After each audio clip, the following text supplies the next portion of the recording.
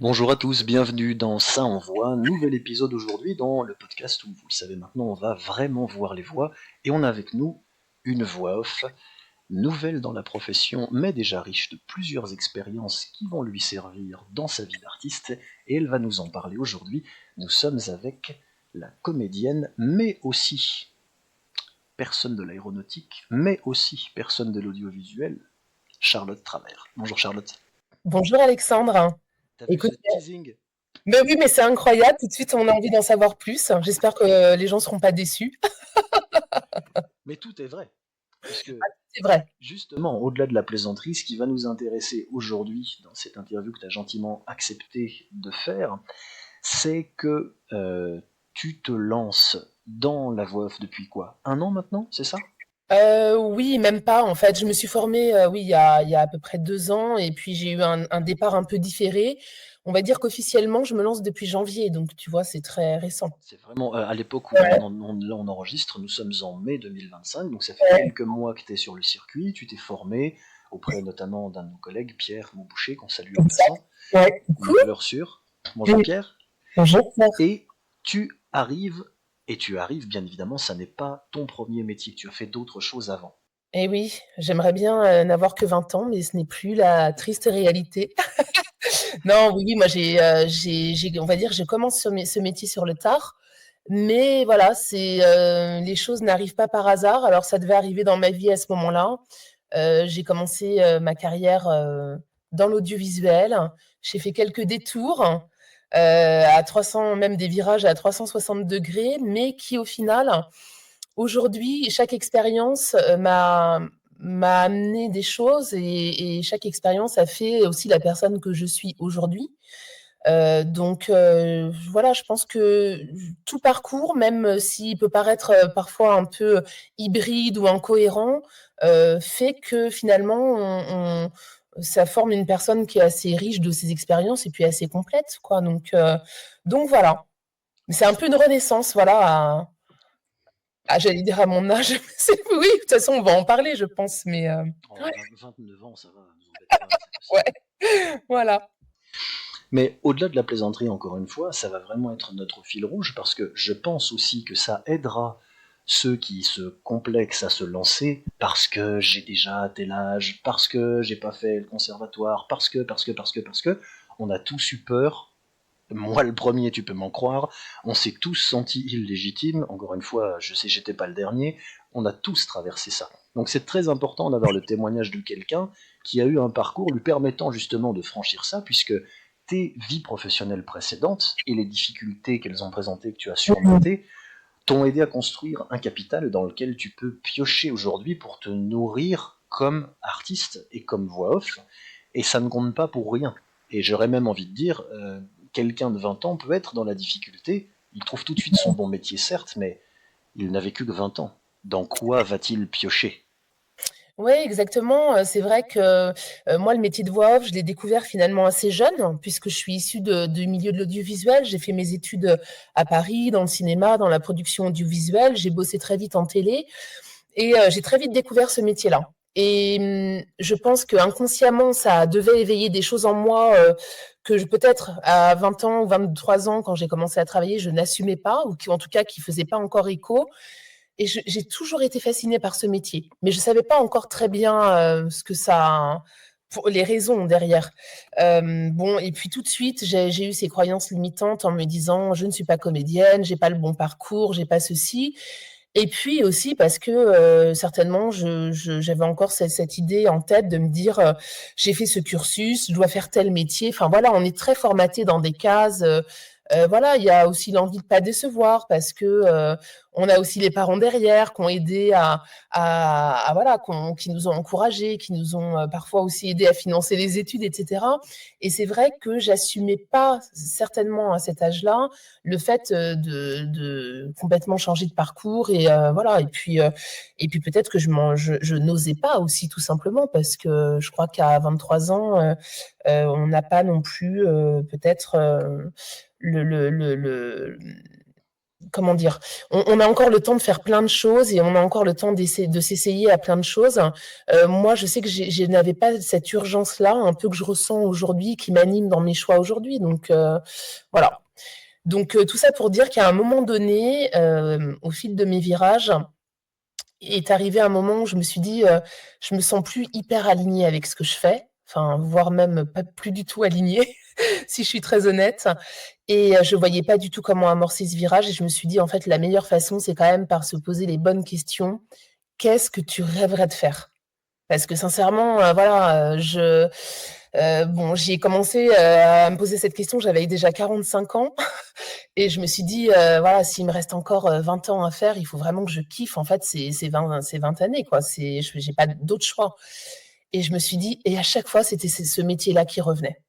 Et donc, je me suis dit à un moment donné, bah alors vas-y, et voilà, tente-le et forme-toi, renseigne-toi. Et puis voilà, j'ai passé le pas. C'est un parcours beaucoup plus fréquent qu'on ne pourrait croire. Mm. C'est presque la norme d'avoir une révélation en milieu de vie. Mm. Dans nos métiers, comme en général, du recul du nombre de gens que j'ai pu interviewer dans cette émission, mais pas que. Donc, message à tous ceux qui nous regarderont aussi, ne vous complexez pas pour ça, c'est beaucoup plus fréquent qu'on ne croit. Et puis rappelons aussi que artiste, c'est pas un métier, c'est un rapport au monde qu'on a transformé en prise de risque. Mm. Umberto Eco a écrit son premier roman, Le nom de la rose, il avait 58 ans. Anthony Hopkins était boulanger. Roger Carrel a commencé le théâtre à 24 ans, il devait être prêtre, il était en dernière année d'études de prêtrise chez les jésuites. Et les exemples comme ça, j'en ai 40. Donc c'est pas une incitation à perdre du temps, c'est une incitation à ne pas être son propre juge et son propre bourreau. Mm. On n'a pas besoin de ça. Et c'est faux en réalité. Les exemples pullulent de gens qui prouvent que le talent et la réussite sont totalement décorrélés d'avoir eu la révélation à 15 ans de ah, je veux être musicien et pouf, conservatoire à 16 ans. Oui, pour certains, mais c'est pas du tout la norme, ni Ouais. pour le talent, ni pour la réussite. Donc tout va bien. Ouais, et je pense que c'est intéressant ce que tu dis. Déjà, c'est très inspirant parce que voir des gens comme ça qui se réalisent ou qui se révèlent, là, comme les noms que tu viens de citer, et quand on voit les carrières qu'ils ont eues, c'est forcément très inspirant. Mais en plus, je pense que c'est un truc très franco-français, tu sais, tout de suite, moi, quand on me dit tu fais quoi ou c'est quoi ton parcours, la question, ce qu'on peut te renvoyer très souvent, c'est ah bah tu te cherches, ou tu sais pas ce que tu voulais faire, ou tu es un peu paumé, quoi. Mais en fait, je crois que nos générations, on n'est plus, tu vois, dans les années de nos parents où tu avais un parcours professionnel. Moi, je sais qu'aujourd'hui, je suis animée par plein d'envies et je trouve ça génial de pouvoir les réaliser, en fait. Ça demande du courage. C'est pas forcément évident. On se met parfois en situation d'insécurité, hein, de prendre ces décisions-là. Mais à un moment donné, moi, je sais, j'ai quitté un job qui était sécurisant. Euh, mais en fait, ça me rendait pas heureuse. Donc, à un moment donné, le choix, il est vite fait. Voilà, c'est s'autoriser à faire quelque chose d'audacieux et se mettre un peu en danger. C'est aussi ce qui te permet de te pousser, d'aller hors de ta zone de confort et puis d'explorer des choses nouvelles chez toi. Et ça, c'est génial, en fait, à 48 ans, de se dire qu'on découvre des choses nouvelles chez soi, en fait. C'est top. J'aurais même envie de dire que sans ça, c'est là qu'on commence à vieillir, quel que soit son Oui, âge.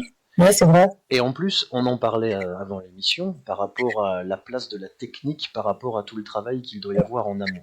S'il n'y a pas en amont l'envie de faire et l'incarnation des choses, la technique ne servira à rien. Je crois que c'est un peu vrai aussi dans la vie. Quand tu vas voir ton banquier en disant je suis comédien, il fait pas la même gueule que quand tu lui dis que t'es cadre dans l'aéronautique. Tu pourras en témoigner un peu plus tard dans l'émission. Sauf qu'on ne fait pas ses choix de vie en fonction de ça, sinon ça ne dure pas longtemps et c'est d'une tristesse Ouais, absolue. on est Parce que d'accord. c'est important la compta, mais qu'est-ce qu'on comptabilise? Ça n'arrive qu'en aval de quelque chose de plus profond, de plus intime, de plus central, de plus puissant, quand t'es là en amont. Sinon, bah, ça manque un peu de cœur, de panache et au final de sens à nos propres yeux. Et c'est pour ça qu'il n'y a pas à culpabiliser. Il y a à avoir le courage et à ressentir le bienfait de, recentrer vers le cap qui devient le nouveau cap qui est le bon. Et c'est ce que tu as fait. Et c'est assez inspirant parce qu'effectivement, faut un certain courage pour oser faire ce que tu as fait, comme tu le dis, à 45 ans. C'est Ouais. beaucoup plus méritoire parce que beaucoup plus difficile qu'à 25 ou 30. Bah, disons qu'il y a forcément une prise de risque parce que c'est vrai que bon, on peut s'imaginer qu'à 45 ans, quand tu as un parcours un peu scolaire classique, tu arrives à un moment de ta vie où professionnellement tu as évolué, si tout va bien. Donc, tu es un peu installé dans la vie et tu as aussi la vie qui va avec. Tu mènes la vie qui va avec. Bon, voilà. Évidemment que la question s'est posée de me dire comment je vais enclencher cette reconversion professionnelle quand même en continuant d'assumer mes responsabilités parce que malgré tout, on en a tous, hein, donc sinon ce serait voilà. Et donc voilà. Mais moi vraiment, il s'est posé le sujet qu'à un moment donné, c'était une question de survie. C'est-à-dire que bon, on en viendra peut-être plus tard dans notre échange. Mais j'ai assumé énormément de responsabilités dans mon ancien poste et qui m'ont un peu fait voler en éclats à un moment donné. Et là, je me suis dit, en fait, bon, c'est vraiment maintenant que ça se pose. Et si c'est pas maintenant que tu le fais, ça ne se fera jamais, en fait, c'est ça. En tout cas, c'est comme ça que moi j'ai ressenti les choses. Donc voilà. Et puis ça faisait déjà un petit moment hein, que voilà, c'était le sujet était dans un coin de ma tête. Mais oui, oui, bien sûr, ça demande à quand même anticiper un petit peu la manière dont on va faire les choses. Mais forcément qu'à un moment donné, il y a une prise de risque et c'est aussi ça donne aussi un bon shoot d'adrénaline. Ça, c'est bien. En fait, moi, je me suis ressentie vivante. Qu'est-ce qui est Voilà. plus important que ça? Et ça, c'est quand même, voilà, c'est quand même génial. Et puis aussi, on en tire parfois quand même une certaine fierté parce qu'on se rend compte que moi, le nombre de personnes que j'ai dans mon entourage hein, qui ont mon âge, hein, et quand je leur dis, mais tu te plais dans ton boulot, tu t'éclates, je te jure, je suis mais atterrée. Il y a peut-être 70% des gens qui se font chier dans leur boulot. Ouais. Et tous vont te dire la même chose.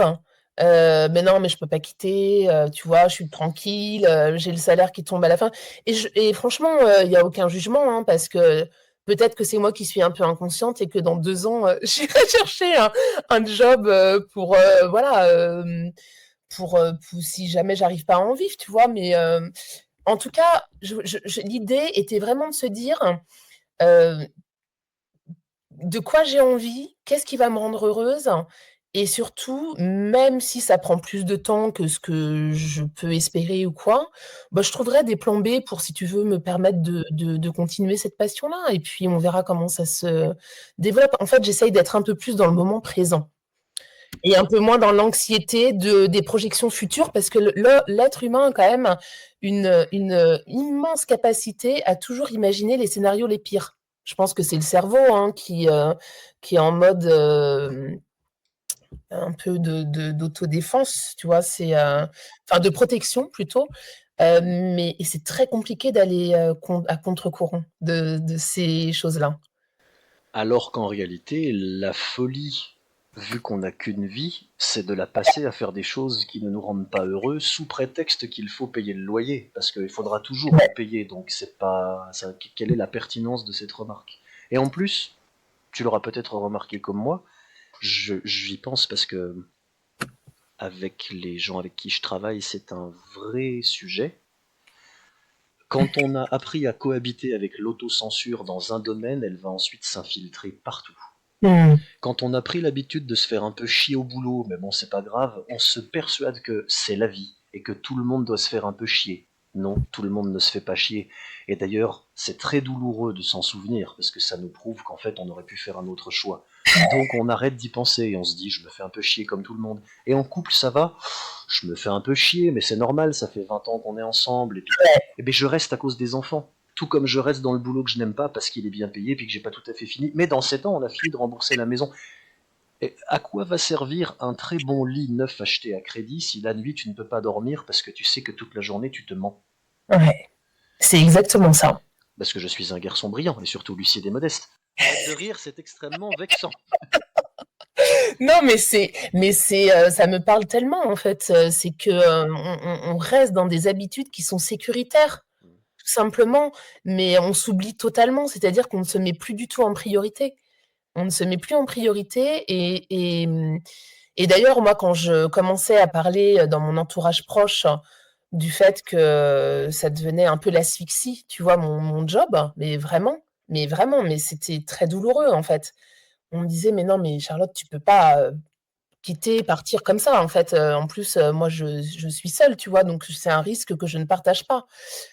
Bon, après, on est toujours seul, hein, dans la vie, des fois, face à certains sujets, mais hem, et voilà et c'était pas je leur en veux pas parce que c'était pas méchant, c'était juste qu'on a tous instinctivement ce réflexe de protection, en fait, d'assurer un peu nos arrières et de voilà.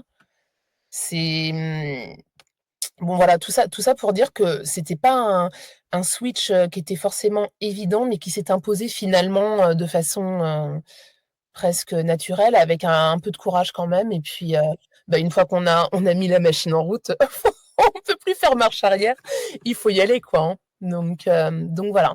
Donc moi j'ai commencé à me former quand je continuais à travailler par contre quand même. Oui, parce que bah, les choses se font de manière raisonnable et fonctionnelle. Ah, Tu ne peux ah oui. pas. Mais tu sais, euh, pour aider encore une fois les gens qui nous écoutent à se décomplexer, si jamais il y a ce genre de parcours, en réalité, c'est pas du tout la traduction d'une errance individuelle. C'est même plus profond que ça.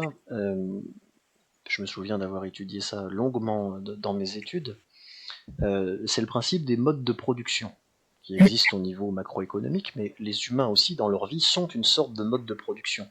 Et un mode de production dans l'histoire ne change pas parce que on n'en peut plus et qu'on souffre et qu'on décide de le changer. Un mode de production ne tombe que à son heure et pas à une autre, qu'après avoir essayé de reconfigurer jusqu'au bout, même bancal, toutes les Ouais. façons possibles de se survivre à lui-même. C'est vrai dans une relation humaine, on ne Mmh. part pas sur un coup de tête, on accumule du ressentiment. C'est vrai dans un job, on fait Exact. ce qu'on peut, on se dit, allez, il faut que je bosse, que je prenne sur moi, je vais pas partir sur un caprice, il faut être courageux, jusqu'à ce que ça finisse au prud'homme, pas parce qu'on est bête, masochiste ou qu'on n'ose pas.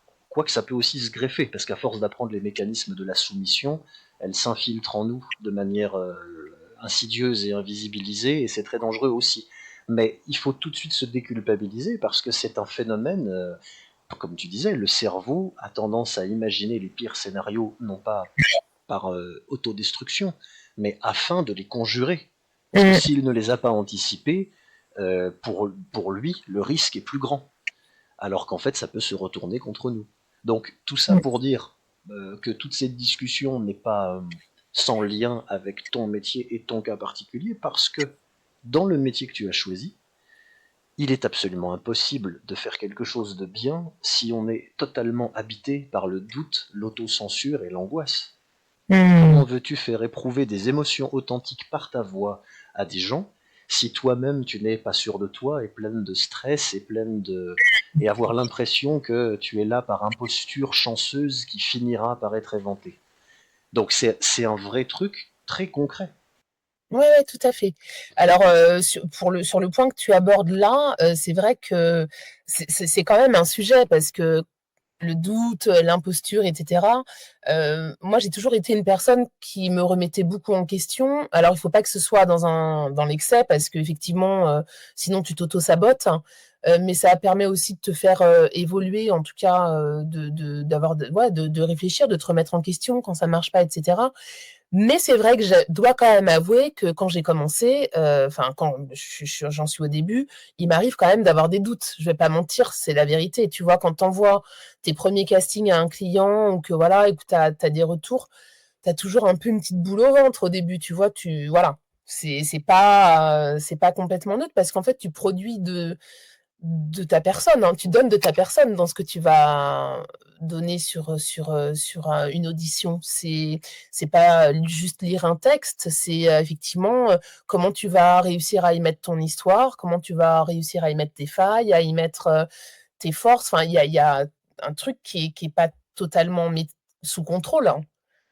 Qui est pas totalement sous contrôle, mais non, effectivement, j'ai quand même, des doutes, même si dans l'ensemble, j'ai quand même confiance, mais c'est pas entre si tu veux, entre la naissance du projet, l'excitation de découvrir ce milieu, moi, qui me fascine, de rentrer en contact aussi avec des gens qui sont là depuis, 20-30 ans, qui sont juste époustouflants et qui sont des vrais, très inspirants, des références. Bon, bah, forcément, faut pas rentrer dans un truc de comparaison tout de suite, quoi. Sinon ça peut vite être un peu, ça peut vite te calmer. Mais il faut être dans un truc de développement et puis, aussi de prendre son temps. Moi, c'est une notion qui est nouvelle un peu pour moi et que j'essaye vraiment d'instiller dans cette nouvelle vie qui commence. Parce que j'ai toujours été dans des trucs très speed, très, fallait rendre des rapports, des comptes de résultats, mettre des plans d'action avec des deadlines, des machins et en fait, j'ai plus du tout envie de ça donc je pense que c'est aussi un métier, c'est pas parce qu'on te dit quelque chose, qu'on va te corriger sur un point, que tu vas l'intégrer tout de suite, en fait. Ça infuse, ça décante. Des fois, je laisse un projet, moi, sur lequel je n'y arrive pas, et puis j'y reviens, 15 jours après, en fait. Parce que, dans ma tête, les choses se mettent en place. Donc, tout ça pour dire que, voilà, je pense quand même que avoir un peu d'humilité quand tu te lances, c'est toujours, bien. Heu, mais oui, oui, j'y vais encore avec, des doutes, mais qui sont moteurs aussi, en fait. C'est-à-dire que je recherche toujours à me dire: «Qu'est-ce que je peux faire de différent?» qu'est-ce que voilà. Oui, c'est plus de la scène remise en question, parce que Mmh là on parle, alors tu as une première carrière dans l'audiovisuel qui t'a fait un mh. peu découvrir la voix off, tu étais du côté production et tu as vu le côté artistique, mais ensuite tu as eu une autre carrière dans un grand groupe aéronautique, où là tu as eu beaucoup de pression et tout ne s'est pas bien passé, Ouais. mais ça t'a aussi développé une résistance au niveau du mental, Mmh. qui permet aussi d'encaisser ce nouveau métier aujourd'hui qui n'est pas facile parce qu'on a beaucoup de rejets, surtout au début, où on ne nous explique pas. C'est des ascenseurs émotionnels. C'est vrai. On voudrait de vous pour le casting. Ah merci, on vous. Et puis en fait, c'est pas vous qu'on prend. Pourquoi? Ben, on vous le saurait pas. Et ça, quand ça arrive 10 fois, 15 fois, 20 fois dans la première année, deux Ouais, contrats c'est chaud. décrochés, 25 castings ratés, évidemment, on se dit, je suis nul, je suis pas fait pour ça. C'est dur, C'est exactement ce qui se passe en ce moment, en c'est fait. normal. Ouais. Puis aussi parce que t'es nul. Mais Évidemment, je veux bien évidemment, préciser. tu veux, quand je me rappelle, quand j'ai le premier truc de théâtre que j'ai fait, j'étais hyper complexé parce que j'avais 10 ans de plus que tous les participants. J'ai commencé, j'avais presque 30 ans. Et ils m'ont mis comme partenaire de jeu pour du Beaumarchais un missile sol-sol. J'avais jamais vu une fille aussi belle de toute ma vie, donc j'étais Voilà. complètement, alors c'est vachement utile, tu sais, vachement rassurant, Déstabilisé. complètement déstabilisé. Je crois que j'ai bégayé un peu. Et comme c'était en plus une scène d'amour et que j'ai appris après que ça faisait beaucoup rire le réalisateur, j'ai dû faire un truc du style mais Charlotte, qu'est-ce qui nous arrive? Et donc c'était indigne de figurer dans même un épisode d'amour, gloire et beauté. Et j'ai failli tout arrêter parce que je suis limite parti me cacher dans les vestiaires en me disant mais qu'est-ce que je suis allé me rendre ridicule devant tout le monde alors que j'avais déjà un vrai métier et que voilà. Donc Ça me parle tellement ah, ça. voilà. Et en fait, si les gens sont honnêtes, je crois que je n'ai jamais rencontré quelqu'un qui avait le culot de faire nos métiers qui n'en soit pas passé par ça. Ouais.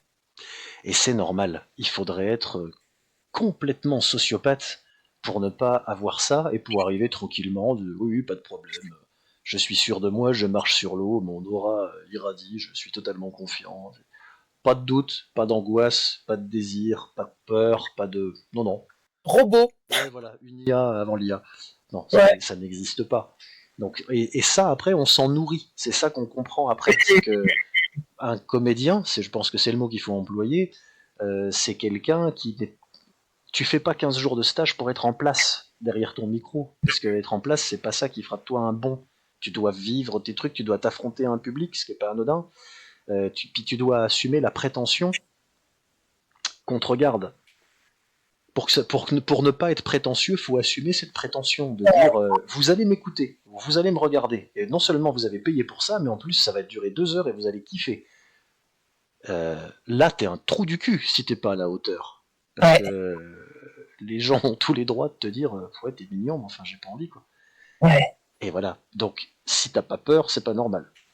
C'est vrai et c'est drôle parce que là, tu parles, d'une scène, que tu as eu à tourner donc avec cet avion de chasse. Quand j'ai commencé à faire du théâtre, moi je faisais du thé j'ai commencé le théâtre justement pour me dire, «C'est bien, ça va t'aider à lâcher prise» et puis bon, clairement, je n'avais jamais, fait de jeu de enfin de jouer, hein, tout simplement donc apprendre les techniques, se connecter à ses émotions et puis surtout, être capable d'affronter, comme tu dis, le public et dans le théâtre, tu as quand même beaucoup de scènes d'amour. Ça nourrit quand même énormément, les pièces Mhm.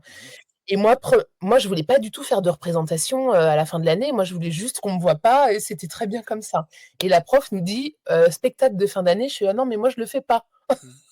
Moi, j'ai pas besoin, je veux juste apprendre deux trois trucs pendant l'année puis j'ai pas Mhm. envie qu'on me voit, quoi». Donc évidemment, je n'y ai pas échappé et elle m'a collé une scène d'amour où j'étais, genre avec un mec torse nu en caleçon et moi en nuisette et je te jure, mais j'en avais des suées et tout, Tout le j'étais monde à l'aise. mais j'ai dit: «Mais pourquoi elle m'inflige ça, quoi?»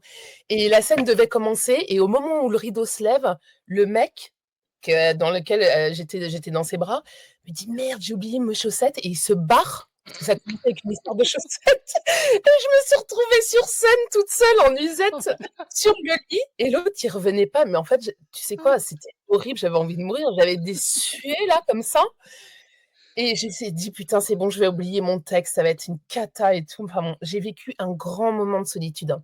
Ah bah je te remercie, Mais j'ai mon extrait LinkedIn. en même temps, je me dis: «Si on passe pas par des moments comme ça, on va pas avoir du lâcher prise après derrière» Mais c'est ça, au-delà de la blague, c'est ça.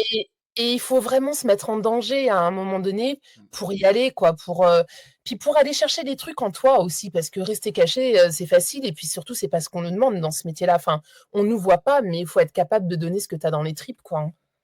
Bon, enfin, Faut... j'y travaille encore, hein, je Non mais non seulement faut avoir quelque chose, mais en plus faut pas être pudique, ce qui n'est pas un ouais, réflexe naturel. non, évidemment. Il y a des choses qu'on n'a pas envie de montrer aux gens et des fois c'est le boulot, donc d'où la nécessité pour la survie de sa propre psyché de construire un personnage, parce qu'il n'y a pas besoin que les rôles soient spectaculairement choquants et loin de nous pour qu'il faille construire quelque chose pour se protéger. Je me rappellerai toujours cette scène de... Je conseille aux gens de le visionner s'ils ne l'ont pas vu, c'est un très bon film, Magnolia. C'est un film de Oui, 2004, je crois, avec Tom Cruise. ouais, tout à fait. Un Tom Cruise enfin employé à contre-emploi, là où il joue le mieux, et non pas comme un beau gosse qui fait des cascades. Et il y a une scène où il doit jouer un rapport très difficile avec son père dans le Je l'ai vu, personnage. Tu l'as vu le... ouais, ils en ont reparlé il y a pas longtemps d'ailleurs. D'accord, je ne savais pas, mais ça m'avait marqué, tu sais, ça fait 20 ans que je l'ai vu et je m'en souviens. Et en fait, le réalisateur ne savait pas que Tom Cruise venait de perdre son père en vrai une semaine avant et qu'il avait lui-même des rapports très difficiles avec son père Ouais, dans sa vraie vie. Et ouais, donc il est allé chercher là-dedans pour jouer ça. Donc il y a un côté presque malsain, mais en même temps, ouais, être comédien, c'est transformer la merde en or et aller transcender ce truc-là pour donner des émotions à des gens à partir de sa vraie souffrance. Et donc tu dois avoir le personnage. Parce que si tu te caches pas mmh, derrière, tu es en train de faire ta psychanalyse devant tout le monde, et là c'est malsain, dangereux mmh, pour tout le monde, etc. Bon, bah, toute grandiloquence mise à part, c'est un peu le cas aussi pour ton métier, mmh, toute proportion gardée. C'est pas parce que le métier, parfois, c'est de faire une pub, que c'est anodin et juste de la voix. Je t'emmène dans cette direction pour l'instant, parce que j'aimerais ton avis là-dessus, comme tu découvres le marché. oui, non, évidemment, en fait, il s'agit pas juste d'avoir une belle voix. Ça, je pense que c'est la grande erreur, de pas mal de personnes. D'ailleurs, moi, quand je dis que je suis voix off, on me dit: «Ah bah, tu dois cartonner, tu as une belle voix», mais en fait, ça n'a rien à voir.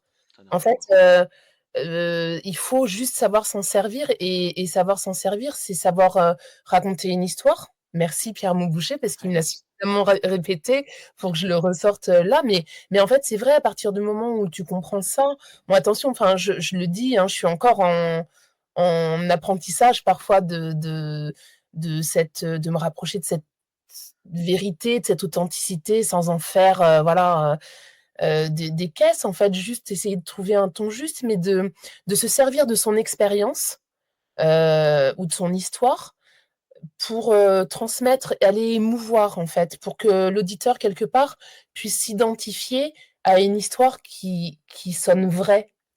Et ça passe pas forcément par la démonstration, enfin, c'est même certainement, ça ne passe pas par la démonstration vocale, hein. Il C'est ne faut pas il ne faut pas, jouer, il faut être, hein, ce qui est toute la difficulté, hein. D'ailleurs, moi, je sais que j'ai encore, certainement beaucoup de choses à apprendre là-dessus. J'essaye d'enlever, et ça a été mon travail notamment avec Pierre, que je vais reciter ici parce que, Pierre, je l'ai rencontré en mai dernier, lors d'un son bootcamp à Toulouse, là, dans un stage, qu'il avait fait en studio, en conditions réelles de studio, et où on a fait, 2 jours de DA, à fond les ballons, avec Pierre. Et c'est vrai qu'il a aussi beaucoup, cassé, certains enseignements que je m'étais mis en tête, et je retrouvais complètement, déboussolée, en fait, presque comme si je redémarrais à zéro. Mm.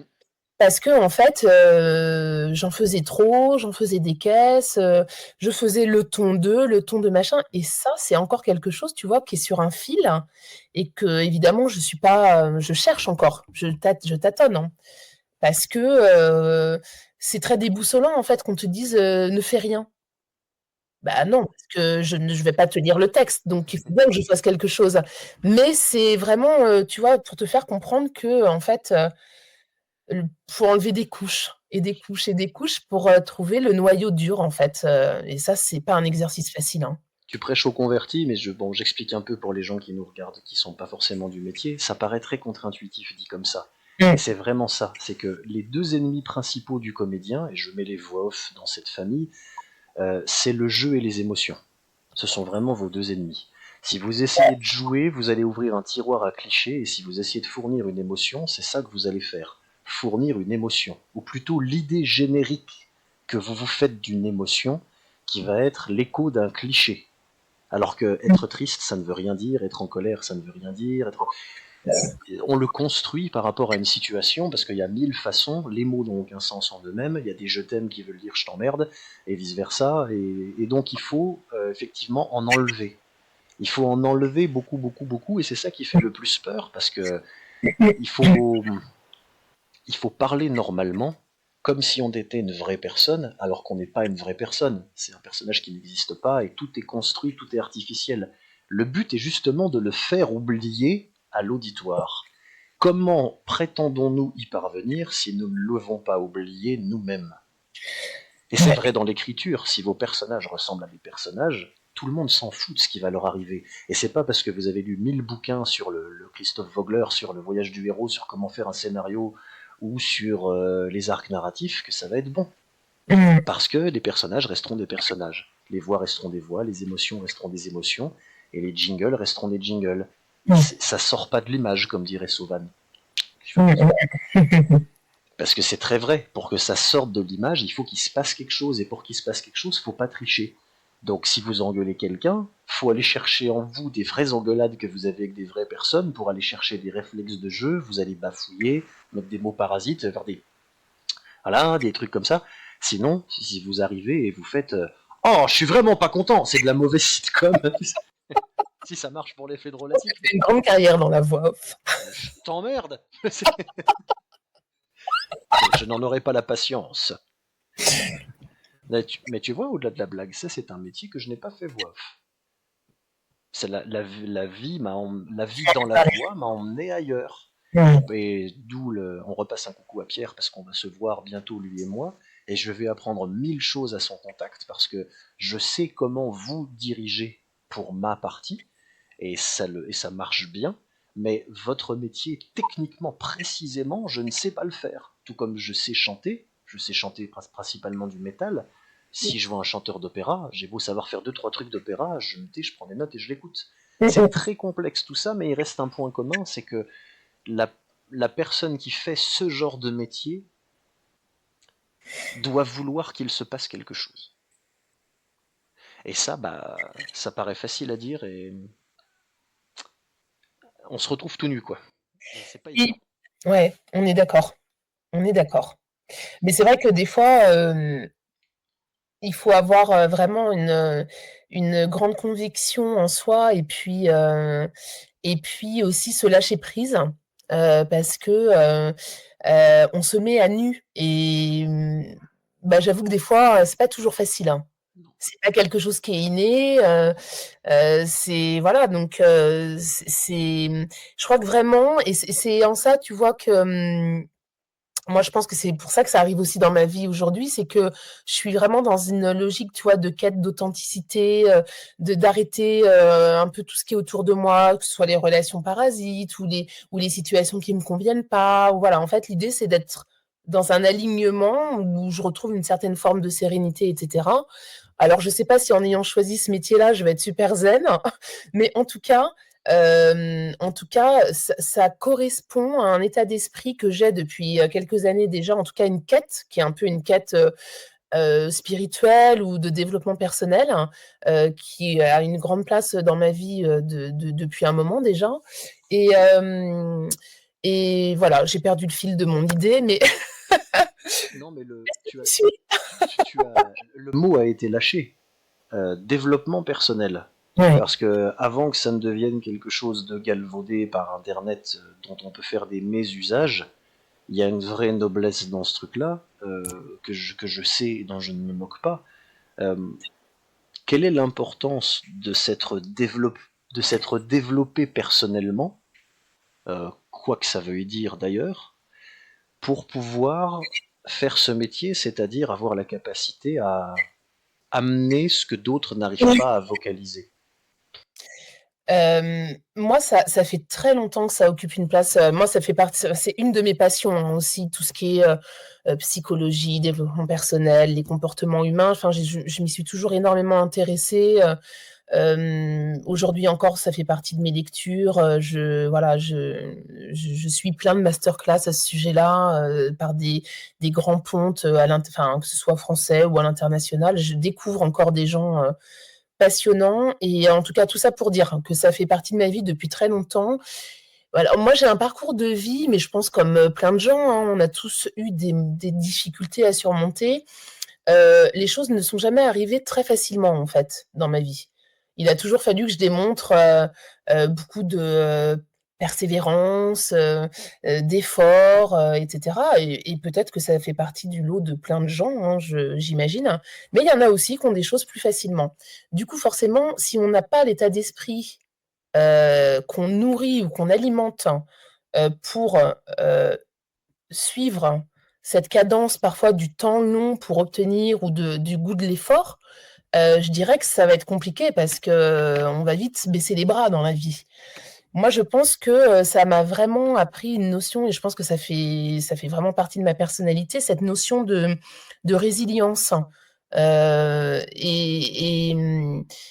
et forcément que toutes les batailles que j'ai menées ou si on parle plus généralement que les gens mènent, façonnent aussi la personne qu'on est. Moi, je sais que ça m'a aidée, si tu veux, dans certains moments difficiles à, comprendre des mécanismes qui étaient les miens, à essayer de voir, ce que je pouvais mettre en place pour, appréhender les choses différemment. Parce que je pense réellement que le regard qu'on porte sur les choses, va nous amener à faire des choix, qui vont être différents d'une personne à l'autre, à situation égale, hein. Le regard que chacun porte sur la vie ou sur des événements, difficiles, va faire que certains vont se laisser descendre et d'autres, vont passer à travers le mur, en fait. Voilà, donc c'est vraiment, moi, ça m'a vraiment aidée et même presque, sauvée. Bon, moi aussi, j'ai fait un travail thérapeutique, enfin, tout ça, si tu veux, c'est un tout qui fait qu'à un moment donné, on se connaît mieux et on a un niveau d'acceptation de soi qui fait on est moins dans la peur du jugement aussi des autres, hein, tout simplement. Donc, je crois qu'aujourd'hui, ça, c'est une qualité qui est nécessaire quand on fait, le métier de voix off. Parce que si tu es dans la peur du jugement, en permanence, et que, tu doutes de tout ce que tu fais, ça va être compliqué. Ça risque d'être un peu compliqué et voilà, donc tout ça pour dire que toutes ces lectures, tous ces ce travail, m'a fait arriver ici avec une certaine forme de connaissance de moi et d'assurance, en fait. voilà, qui je pense est nécessaire. Est-ce qu'on pourrait aller jusqu'à dire que dans une autre vie où l'opportunité aurait été possible et se serait présentée plus tôt, tu n'aurais malgré tout pas pu faire ce métier avant, Je pense, pour toutes les raisons que tu viens d'expliquer? je pense, je pense. Je crois vraiment que ça arrive à un moment de ma vie où je suis moi-même en mutation depuis 3 ans. Voilà. C'est-à-dire que, en fait, tu sais, c'est un peu la deuxième partie de ma vie qui commence et je me dis, en fait, je veux me détacher de tout ce qu'on a voulu m'inculquer, me faire rentrer dans certaines cases, machin. En fait, tu sais, les premières années de ta vie, tu trimbales toute l'éducation qu'on a voulu te transmettre, Mm. tous comment dire, les injonctions sociétales aussi. Et à un moment donné, tu te dis, bon, ben voilà, si je suis différente, qu'est-ce qui me conviendrait et qu'est-ce qui me ferait kiffer, en fait? C'est remettre la notion de plaisir au centre de sa vie et surtout, me remettre moi au centre de mes choix. Et pas que ce soit des choix qui sont influencés par un tel ou tel événement, enfin voilà, je ne sais quoi. C'est vraiment me remettre en priorité. Maintenant, j'écris une page blanche, hein, donc tout reste à faire. En tout cas, c'est mon état d'esprit du moment, quoi.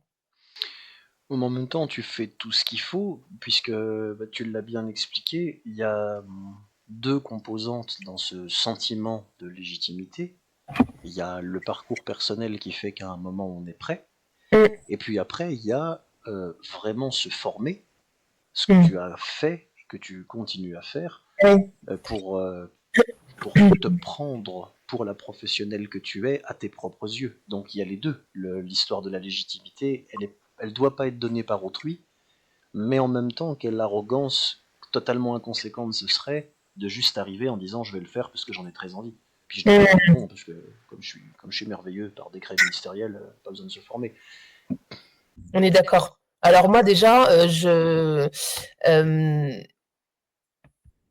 bon, la confiance en soi, c'est aussi un truc qui s'est construit au fil du temps. Moi, j'étais pas comme ça il y a encore, je sais pas, 10, 15 ans.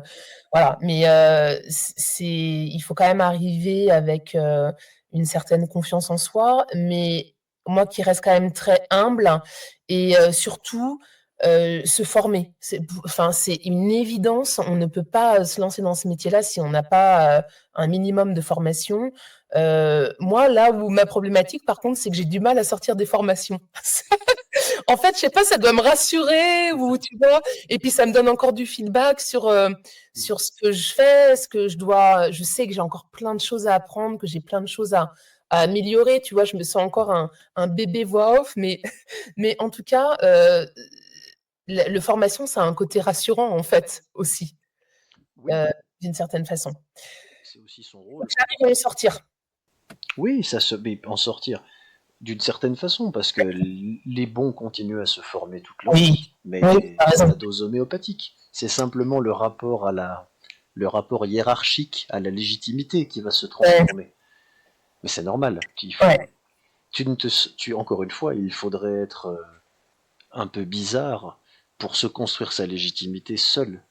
Tu dois Mm. aller te tester, c'est le Ouais. client qui accepte de te payer, c'est le public qui t'applaudit, c'est tes pairs qui te confirment que tu es bon, qui te font te sentir bon. Sinon, c'est juste de l'arrogance, c'est se trouver beau devant sa glace. Donc, il y a tout est très normal dans ce cheminement en réalité. Mm, mm, mm. Donc, ouais, donc voilà, la formation, c'est essentiel. Moi, j'ai commencé avec Lorenzo Pancino, que j'ai fait alors j'avais suivi sa formation en ligne, j'ai fait des coachings aussi avec lui. Et puis après, j'ai fait du coaching vocal sur un aspect un peu plus technique. Voilà, parce que ça, c'est pareil, je l'avais un peu mis de côté au début, tu vois, en essayant d'apprendre voilà, et ça, c'est vraiment quelque chose qui est important, je pense aussi à mettre dans sa routine quotidienne. Moi, j'étais persuadée que j'articulais hyper bien avant de commencer ce métier. Et en fait, un jour, je décroche un e-learning de genre 10 000 mots. Ouais. Et là, waouh, laisse tomber. En fait, déjà, ça m'a pris un temps fou, hein, parce que forcément, premier job, payé, enfin, pour des Américains en plus, donc je me suis dit: «Oh là là, mais laisse tomber, il faut vraiment que j'assure et tout». Et sincèrement, le truc m'a pris, je pense, 3 fois plus de temps que quelqu'un, expérimenté, voilà, aurait pu faire. Et je me suis ressortie de là avec une espèce de fatigue vocale, hein. À la fin, je n'arrivais plus à articuler, j'avais de la bouillie dans la bouche, mais en fait, physiquement, mes zygomatiques, tout ça, ça ne pouvait plus, je n'y arrivais plus, en fait. Et je suis ressortie de là presque aphone, hein. Et là, je me suis dit: «Bon ma fille, il va falloir bosser un peu la partie, technique vocale parce que c'est hyper important aussi. C'est notre instrument de travail, hein, donc voilà, ça je l'avais un peu négligé. En fait, c'est un métier où il faut savoir faire plein de choses, hein. Tu as la partie, technique, tu as la partie interprétation et tu as aussi la partie technique environnementale et puis savoir, voilà. Et tout ça, c'est le site internet aussi, enfin, tu vois? Si je passe tout au crible, tu as quand même plein de choses qu'il faut, Oui. savoir gérer et qui font partie, du métier, de voix off, quoi, hein. Et tu viens de l'illustrer parfaitement avec cette anecdote. Il y a une des composantes qu'il faut gérer qui est souvent négligée parce qu'elle est ignorée, aux dépens de ceux qui l'ignorent, c'est la composante physique de ce métier. La Mmh. voix, c'est... Enfin, je sais que moi, mon passé de sportif, je l'emmène dans mes coachings parce que vraiment, Ouais. euh, il y a une physicalité, il y a une fatigue, pas psychologique, il y en a une aussi, mais physique, qu'on n'imagine pas avant d'avoir essayé. On se dit, c'est juste parler. Mmh. Essayez, vous verrez. Et c'est ce que tu dis, hein, ça m'est arrivé aussi, à la fin, t'as mal physiquement, la Ouais. mâchoire, t'arrives plus à parler, t'as plus de voix, ou même sans avoir forcé, parce que c'est trop fatigant, et que t'en as fait 6 heures, t'es cuit, mais t'es Et rincé, mais ouais, faut... c'est ça, ouais, faire 6 heures de voix, c'est de l'énergie, c'est énormément d'énergie. tu perds des kilos. Ouais, bah, je sais pas ça si a matché, mais je me la suis peut-être pas donnée assez, mais bon. Mais Bon, pourquoi enfin, en pas? tout cas, c'est quand même éprouvant, quoi. Ah, C'est mais je me souviens d'un rôle où j'avais fait une pesée avant-après, j'avais perdu 3 kilos dans la journée. ah ouais. Mais les gens imaginent pas, mais c'est comme, c'est un parallèle que je fais souvent. Les joueurs professionnels d'échecs perdent plusieurs kilos dans des parties qui durent 4 ou 5 Mmh. heures, rien qu'avec l'évaporation de l'eau par l'activité cérébrale et la surchauffe. Donc, c'est du sport de haut niveau. Pour moi, la voix, c'est du sport et c'est du sport de haut niveau. Il faut une hygiène de sportif de haut niveau, sinon votre voix elle dure 2 ans. Mmh. Au niveau de la bouffe, au niveau de l'hydratation, le pas de tabac, le pas d'alcool. Ouais. C'est pas aussi strict, évidemment, mais franchement, négliger ça, c'est dangereux. Et puis, la physicalité qu'il faut encaisser, il faut en être capable, quoi. C'est vraiment un truc. Ouais, ouais, il y a plein d'aspects, en fait, du métier qu'on a tendance peut-être à mettre un peu de côté, mais en fait, ils sont essentiels et moi, j'ai très vite vu mes limites. Bon, enfin, même si j'ai encore pas beaucoup d'expérience, tu vois? Mais je sais que là, je remets vraiment, tu vois, tous les jours, de la technique vocale parce que et puis parce que c'est pareil, ça prend du temps. C'est pas, parce que tu as fait une semaine, de vocalise ou de respiration que tu vois la différence, hein. Il y a des notions qui prennent du temps à intégrer, hein. Moi voilà, faut l'accepter, en fait, tout simplement.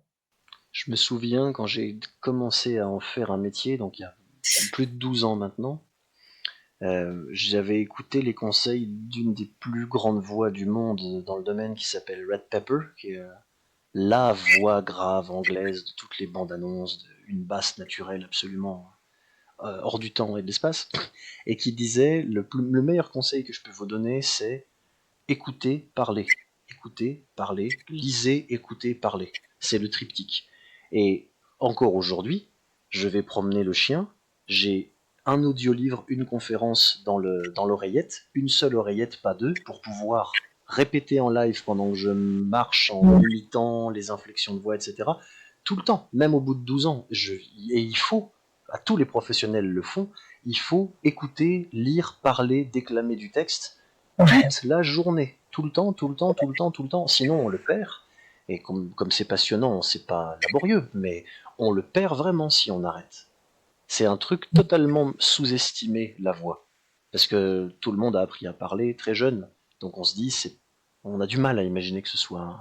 Ouais, bien Un sûr, métier c'est qui c'est demande du méconnu, temps. en fait. C'est méconnu et puis comme c'est un outil, qui est donné à tout le monde, hein, comme tu viens de le dire, les gens pensent que ça ne nécessite pas de travail, mais effectivement, c'est moi enfin, même moi, la première, je l'ai découvert, hein, le travail que ça demande et l'implication que ça demande, c'est fou, c'est fou. Mais c'est intéressant, c'est passionnant.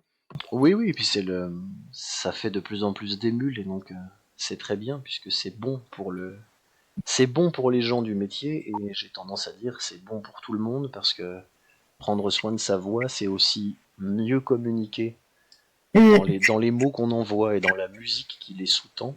On fait moins de mal à soi-même et aux autres, on fait moins de malentendus, on fait moins de perte d'énergie en frottement. C'est pas que un truc esthétique et optionnel, pas du tout. Et c'est vraiment, avec une mauvaise voix, il est fort possible qu'on ait une vie gâchée. Il est fort Mmh. possible qu'on n'ait pas le grand amour qu'on aurait pu avoir. Il est fort possible qu'on n'ose pas postuler au job de nos rêves qu'on aurait pu avoir. Vraiment, je suis très premier degré, j'en suis à peu près certain. Parce que la façon dont on se voit conditionne tellement la façon dont on s'adresse au monde que les fameuses croyances limitantes dont tu parlais, Mmh. c'est vraiment pas à négliger. Non, non, mais c'est clair, on est d'accord. Et au final, comme il y a tout ça qui est quand même très solennel et très pesant, même si c'est vrai, on le dit avec un peu de légèreté, mais quel est le déclic qui a fait que tu as osé te lancer? Parce il devait pas y avoir que l'insupportabilité arrivée à son paroxysme de ton travail précédent. Non, non, certainement pas. Bon, moi, comme je te le disais, donc c'est un métier que j'ai découvert il y a au début de ma carrière professionnelle. Et puis surtout, j'ai vu les professionnels exercer, puisque j'étais quand même beaucoup au contact des producteurs, des réalisateurs. Et puis quand moi, j'allais beaucoup en post-prod, hein, et souvent c'est là qu'on voyait les comédiens voix off, hein. Euh, ça a toujours été une réminiscence qui revenait souvent dans ma tête. Ah, ce métier, ça doit être génial, nanana. Voilà. Et puis, je pense que il y a une partie un peu plus inconsciente, en fait. Bon, je vais pas rentrer dans un truc analytique, mais qui était à un moment donné de prendre ma place et de faire entendre ma voix. Et je Hmm. pense que dans mon travail personnel, c'est pas non plus arrivé par hasard. C'est-à-dire que je pense que inconsciemment, ça avait du sens aussi à ce niveau-là. Et ce qui était vraiment pour moi un travail pas simple, parce que j'ai pendant longtemps dans ma personnalité, je pense, été euh, pas celle qui allait au conflit, pas celle qui allait, tu vois, faire bousculer les lignes. J'étais plutôt dans le consensuel, hein. Parce que c'est la bonne éducation, voilà, tu travailles bien à l'école, heu, faut garantir un job qui te permette d'avoir une certaine liberté dans la vie et cetera. Et du coup, en fait, quand je dis ça, c'était surtout que je sentais encore beaucoup le poids de l'éducation que j'avais reçue dans mes choix. Hmm.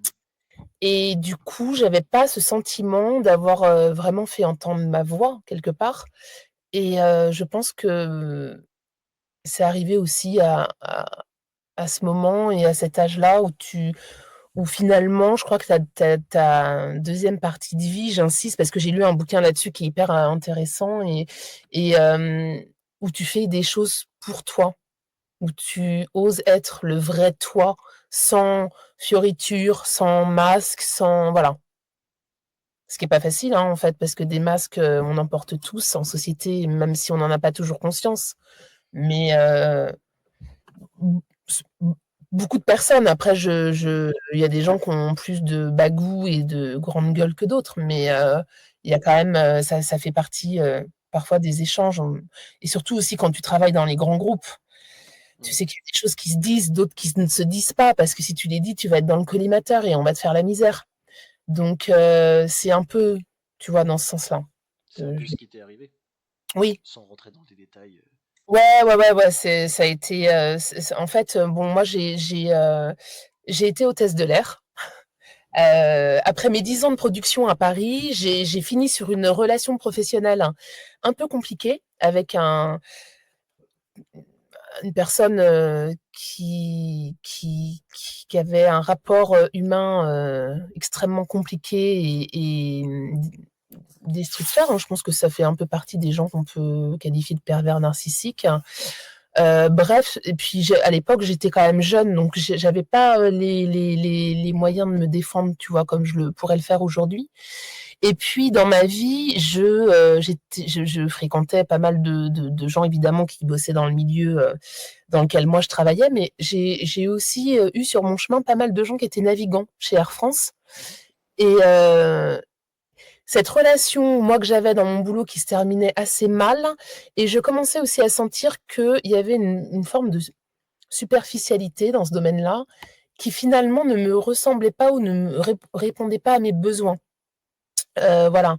Et j'ai eu envie de légèreté, en fait. À ce moment-là, je me suis pas trop posé la question, tu vois, de plan de carrière ou de trucs comme ça. Je me suis dit: «Bon, OK, là, ça fait, déjà quelques années que, Heu, c'est pareil, c'est pas c'est je me pose des questions sur est-ce que c'est vraiment ma voie d'être ici? Parce que là, la relation dont je te parle, pardon, c'est pas très clair, mais c'était, je faisais de la production photo pour un magazine de mode.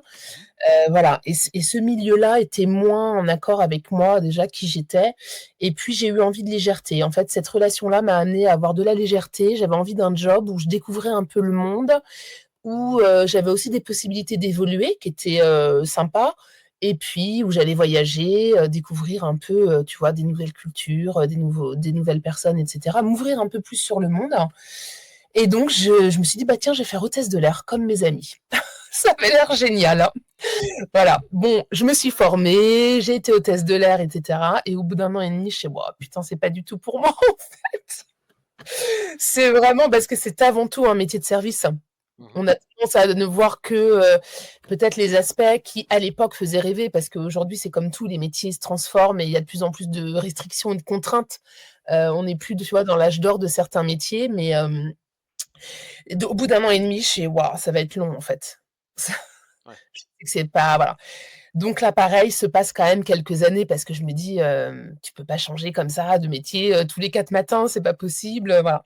Puis jusqu'à pareil, à un moment donné où j'essaye de retourner dans la prod, mais j'ai pas vraiment d'opportunités, et cetera, et puis, je me dis: «Bon, bah, écoute, cherche, autre chose, enfin, essaye de réfléchir dans le groupe dans lequel tu es, ce vers quoi tu peux évoluer», et puis en fait, je suis rentrée dans le management de ce groupe-là, et j'ai eu une belle progression, en fait. C'est un groupe quand même qui m'a fait évoluer professionnellement. J'ai appris des choses. Je me suis développée, donc ça, c'est quand même le point positif. Sauf que, bah, ils ont vu que j'avais aussi, ce potentiel, et que je donnais beaucoup de mon temps et voilà, pour mon travail, et ils m'ont proposé, une belle évolution que j'ai acceptée, mais à un certain prix. Parce qu'à un moment donné, quand, des fois, vous faites le job, de 1 ou 2, 3 personnes, bah, ce qui devait être une exception devient la norme, et en fait, insidieusement, tu rentres dans un truc où, tu t'épuises. Parce que tu peux pas, enfin voilà, moi j'avais à un moment donné, je gérais 2 bases plus, un rôle sur la France, enfin, et tu as 1 personnes qui sont dont tu es censé être le référent, et tu es un peu seul, quoi, donc ça peut pas fonctionner à un moment donné, tu vois? Mmh. Voilà, bon, moi j'ai alerté, je me suis beaucoup épuisée, à la tâche, et puis, voilà, à un moment donné, il était temps que ça se termine, et puis ça s'est pas très bien terminé, mais bon, c'est pareil, hein. C'était une épreuve qui a duré, quand même, 2-3 ans là. Mmh. J'en sors tout juste. Donc voilà. C'est derrière moi, il y a eu les bons apprentissages, hein, parce qu'il faut pas non plus que cracher, voilà, dans la soupe, hein. Mais ça m'a permis aussi de poser, plus de limites. Tu vois? Et ça, je pense que c'est pareil, ça vient aussi avec, la maturité, ça vient aussi avec l'expérience, ça vient aussi avec l'âge, et aujourd'hui, il y a voilà, il y a clairement, un schéma professionnel dans lequel je ne veux pas me retrouver. Donc je pense aussi que cette envie, de liberté, de pas avoir, quelqu'un au-dessus de moi, qui me dit, voilà, qui est tout le temps sur mon dos, à me donner des injonctions, des ordres et cetera, voilà, j'ai donné, j'ai appris, mais aujourd'hui je veux essayer, voilà, je veux me donner les moyens d'être plus libre, hein, et plus sereine, hein, dans ma vie. Alors je dis pas que la voix off va m'apporter la sérénité, tout le temps, hein. Je pense que c'est un métier, difficile, mais en tout cas, j'ai déjà la sérénité de faire un choix, qui m'appartient et puis, avec lequel je suis en phase. Donc, voilà, c'est ça déjà, c'est chouette, tu vois? C'est essentiel même, je dirais. Ouais.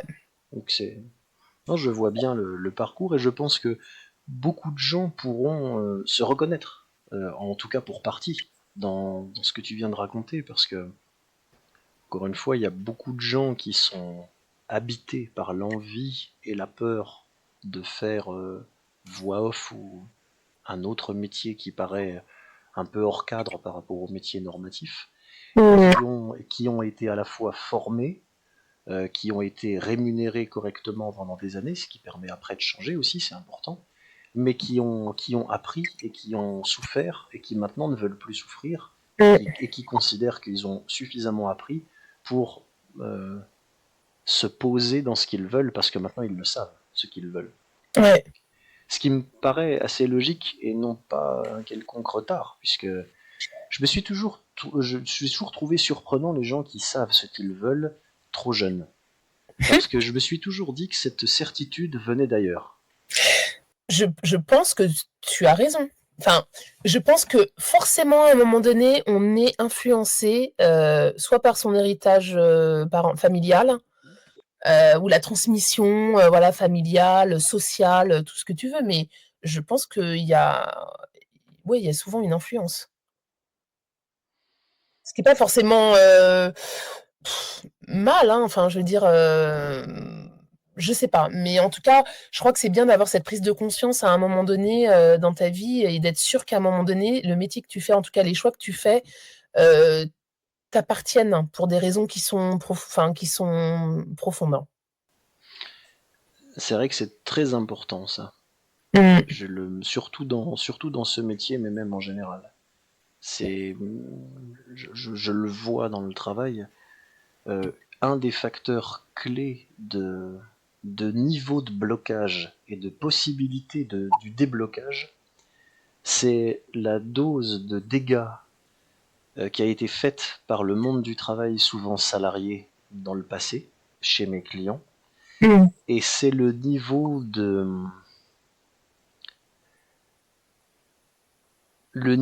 pénétration des codes de la soumission qu'ils ont laissé s'infiltrer en eux. Ce qui fait que ce qui aurait dû être des réflexes normaux d'une personne qui veut être libre ont disparu et à la place est considéré comme normal l'inverse. C'est normal d'obéir, c'est normal d'être... Non, ce n'est pas normal.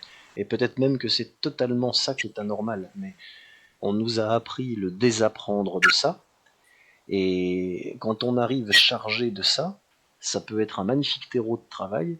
Et ça peut être aussi un sacré champ de mine parce qu'après la personne se propose d'être son propre... Je parle là du cas des voix off. Je vais Mmh. maintenant être mon propre patron, gérer le stress d'avoir des revenus irréguliers que je dois créer moi-même au jour le jour, investir dans du matériel, créer quelque chose qui vient de mon corps, Ouais, qui est ma voix, et le vendre, et oser, et encaisser les refus. Et ouais. c'est terriblement compliqué quand précédemment la vie a été faite pendant longtemps de je vais toujours au même endroit tous les matins, j'arrive à l'heure, j'ai les mêmes collègues, je suis au même bureau, je reçois des tâches, je les fais, et à la fin du mois, il y a une somme toujours la même qui tombe, et toujours le 28.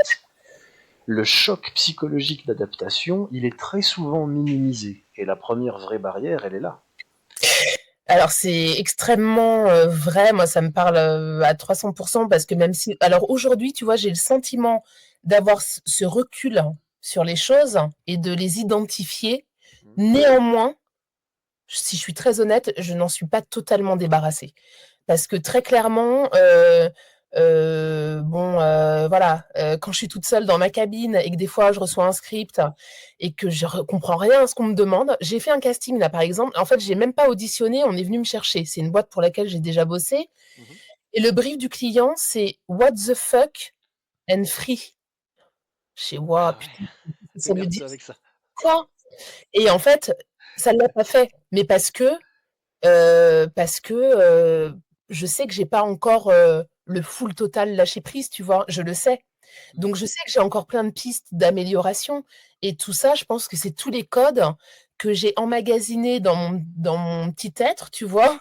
La bonne éducation, ça tu peux le dire, ça tu peux le faire, ça il faut pas, ça machin, ça c'est Mhm. très non mais je Non, non, caricature un mais peu près, mais vraiment, tu vois, ça demande une liberté que je sens que je n'ai pas encore parfois. alors oui, mais là tu te mets la charge de la responsabilité uniquement sur tes épaules et je suis moi dans une position où j'incrimine l'autre, c'est-à-dire Ouais, le commercial qui donne un brief et qui connaît rien à la comédie et à la direction d'artiste. Il croit vraiment que c'est en disant ça à quelqu'un qui va. Enfin, c'est à peu près aussi. Ça me rappelle une interview que j'ai vue, que j'ai samplée pour une émission de George Clooney qui raconte la catastrophe qu'a été le film Batman and Robin. Donc il dit, je suis dans mon costume comme oui. ça en plastique où on voit que ma bouche et où je tourne comme ça. Et là j'entends Joel Schumacher avec son mégaphone qui fait Okay Bruce, your parents are dead, you have nothing to live for and action. Waouh!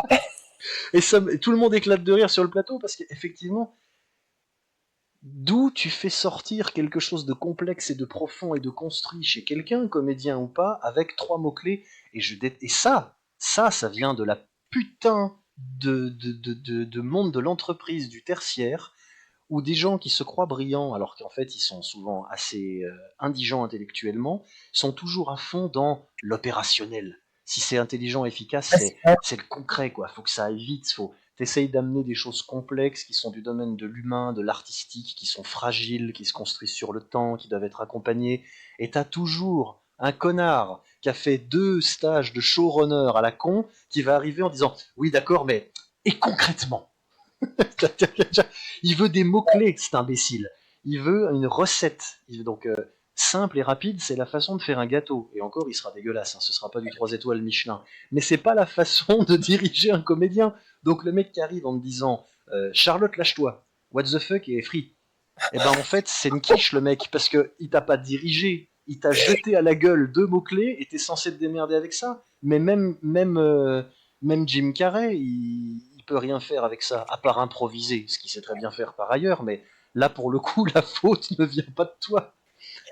Ouais, probablement, mais c'est vrai que tu reçois plein de castings comme ça où tu as très Je peu sais. d'indications et sincèrement, tu vois, c'est là où quand tu commences, bah, comme tu dis, c'est chaud parce que moi, je comprends pas ce qu'on me demande toujours, quoi. Et puis, bah, des fois, j'envoie un truc et je sens que c'est pas forcément.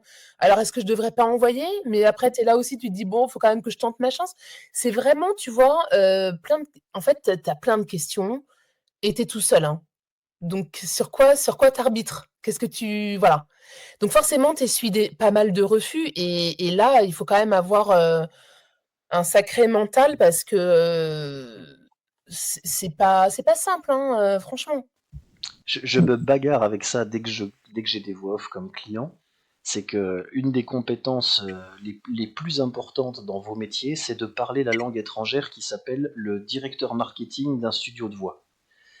Parce qu'en Ouais. fait, c'est une langue étrangère qu'il faut savoir décrypter. Et c'est pour ça qu'il faut être comédien. C'est pour ça qu'il faut savoir créer des choses à partir d'un langage qui semble transparent, mais qui est crypté, qu'il faut comprendre et à partir duquel il faut savoir créer quelque chose. Parce que le mec, il a 5 secondes, il est dans son truc pressé de type qui est sur ses ordinateurs, ses tables de mixage, machin, il n'a pas que ça à foutre. Le produit, il n'en a rien à cirer. La comédie, c'est pas son truc, il s'en fout, il n'est pas là pour être au théâtre. Et il va, bon, allez, Charlotte, donc vas-y, fais-nous ça bien. C'est quoi le texte Les voitures vroom vroom sont les meilleures du marché. Et toi, t'arrives et tu fais ça bien. Voilà, tous les phonèmes sont en place. T'es dans la bande rythmo, t'es dans le timer. Et là, il fait, ouais, mais un peu plus souriant. Donc toi, tu fais, et tu redis ton texte, parce que ça veut dire quoi un peu plus souriant. Et puis là, le mec en face, il fait, ah ouais, mais c'est pas encore tout à fait ça. Et donc du coup, et ben voilà, et ben Ouais. voilà, et t'es censé te démerder, t'es censé piger ce que le mec veut, comprendre tout ce qui est non dit, tout ce qui est sous-jacent, tout ce qui est sous-entendu. T'es censé avoir le flair et presque c'est du Indiana Jones quoi. Faut savoir lire les hiéroglyphes et en Ouais. plus les hiéroglyphes sont pas écrits. Franchement, c'est vrai que franchement, des fois, c'est très déroutant Hmm. et il y a des grands moments de solitude parce que moi, c'est aussi un aspect du métier que je découvre. Moi, j'ai toujours travaillé, en open space avec du bruit et du monde partout et c'est vrai que du coup, des fois, j'aimerais bien demander à mon voisin: «Hey, comment tu vois le truc là? Tu peux m'aider? Ça, je sais pas le faire, hein». C'est en fait, tu débats avec les éléments, hein, mais c'est aussi bien, savoir comment faut interpréter que, «Putain, mon DAV là, il y a un truc qui marche pas» ou «Ma cabine» ou, «J'ai un problème de son» et j'ai jamais fait ça moi Hmm. bah, tu cherches, tu te débrouilles. Il faut Ça absolument que demande tu une vois. grande indépendance. Oui. Il faut absolument que tu vois ce magnifique court métrage qui parle exactement de ça, qui s'appelle The Lion, qui est sur YouTube du studio Omeletto. Ils OK. font des courts-métrages comme ça. Et c'est un court-métrage de 8 minutes où tu as un comédien qui est en train de faire un e-learning dans un studio. Et tu as les deux ingé sons hyper blasés. Et ils en sont à la 35e prise. Le comédien est très bon. Et les trois merdeux du marketing derrière sur canapé, ils sont là en train de faire les petits chefs et ils y connaissent rien. Et t'as le comédien, je connais plus le texte, mais t'as le comédien qui fait English Prime. Et puis t'as le mec au fond qui fait non, c'est pas English Prime, c'est English Prime. Et il recommence, et à la fin, voilà, tu verras, ça finit de manière Je très vais drôle. regarder. Le comédien se lâche un peu parce qu'il en a marre, et il fait exactement ce qu'on lui dit. C'est-à-dire, on lui donne une indication qu'on croit être une indication de théâtre très intelligente et très maligne, alors que l'actrice qui le fait, elle joue magnifiquement bien la petite pépette du marketing qui se prend pour plus intelligente qu'elle n'est, et donc lui donne ce qu'elle a demandé sans s'en rendre compte, et ça fait un truc assez dantesque. Donc voilà, mais c'est exactement ça. C'est peut-être le plus difficile du métier. C'est pas de travailler sa voix ou de trouver des clients. C'est quand tu te retrouves dans la cabine d'être face à des gens qui aient humainement la compréhension de Mmh. votre métier pour pouvoir faire sortir ce qu'ils veulent de vous. Et alors là, t'en jettes 100 au mur, il y en a pas beaucoup qui restent accrochés, hein. Beh, Faut surtout avoir, que, à moins, tu vois, d'avoir, des très beaux projets avec du budget où tu as le film à l'avance, la vidéo, la musique, un DA. Mais les 3/4 du temps, tu as juste un script avec, 2-3 indications hmm. et basta, en fait. Tu as pas de musique, tu as pas de vidéo, tu as rien. Donc en fait, c'est encore plus, compliqué de tomber dans le juste, quoi, tu vois? C'est même quasiment impossible, Bah à oui. moins de faire quelque chose d'un peu cliché. Et c'est pour ça que là, ça devient dangereux. Ouais, bah, voilà, donc c'est vraiment, tu vois, un dosage. Bon, moi, je suis encore, dans la découverte et puis dans l'expérimentation, mais bon, i je crois qu'il faut être patient parce que quand tu te lances dans un métier comme ça, faut pas s'attendre à moins d'un surtalent et et d'être très connecté avec des gens qui peuvent déjà, je sais pas, te filer un coup de pouce. Mais, quand c'est pas le cas, c'est vraiment la patience, je pense aussi et puis ton goût au travail et puis, enfin, le fait de pas se décourager qui vont faire la différence parce que je crois que tu as vraiment toutes les raisons aussi de parfois d'être découragé, hein. Il faut avoir une sacrée endurance au, pas au rejet, mais ouais, à la difficulté, quoi. C'est un peu ingrat au début, hein. Parce que c'est un peu un milieu. Là, c'est pour le coup, c'est un avis personnel, du peu que j'en ai vu.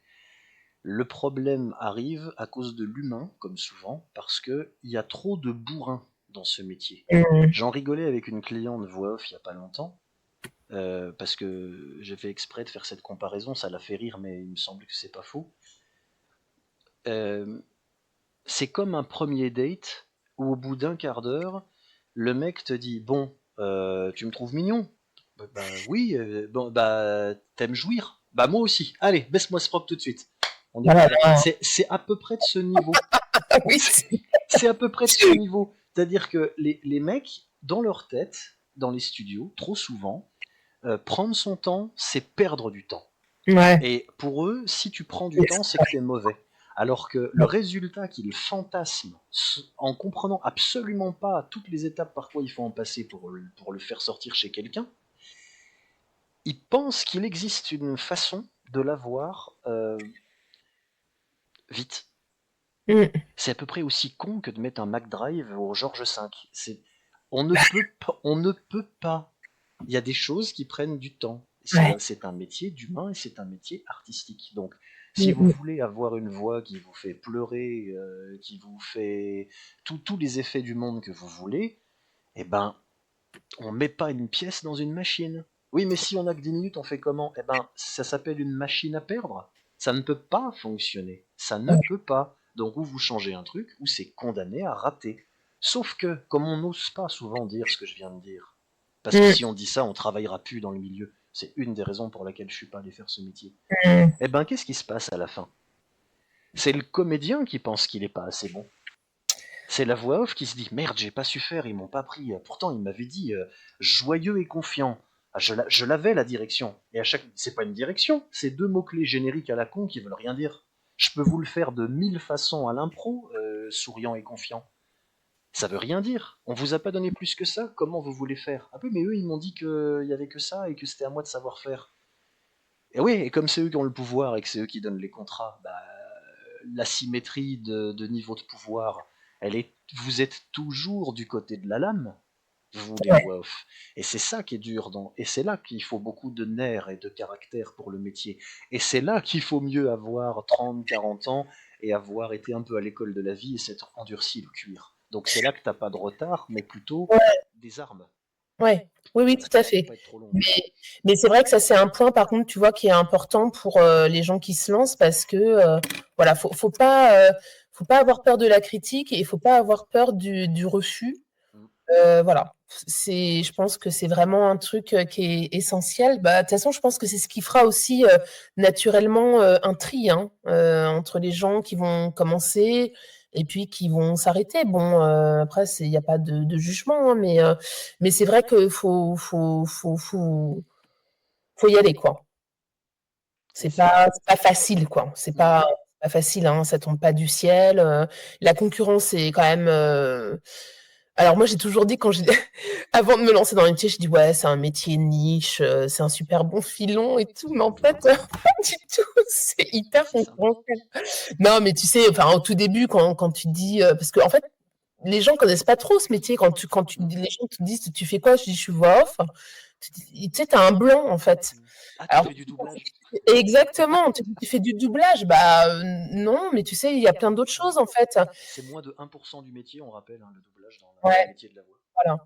Et donc c'est vrai que je m'étais dit oui, c'est un métier niche, voilà, mais en fait, bah, c'est comme tout, hein, quand tu te mets un peu le nez dedans, tu te rends compte que non, il y en a quand même beaucoup, puis des très bons, hein, donc Bah tu vois, ça rejoint le truc de tout à l'heure. C'est vrai que qu'est-ce qui fait que les gens ont ou pas une capacité à gérer le rejet sans en être personnellement affecté ou détruit?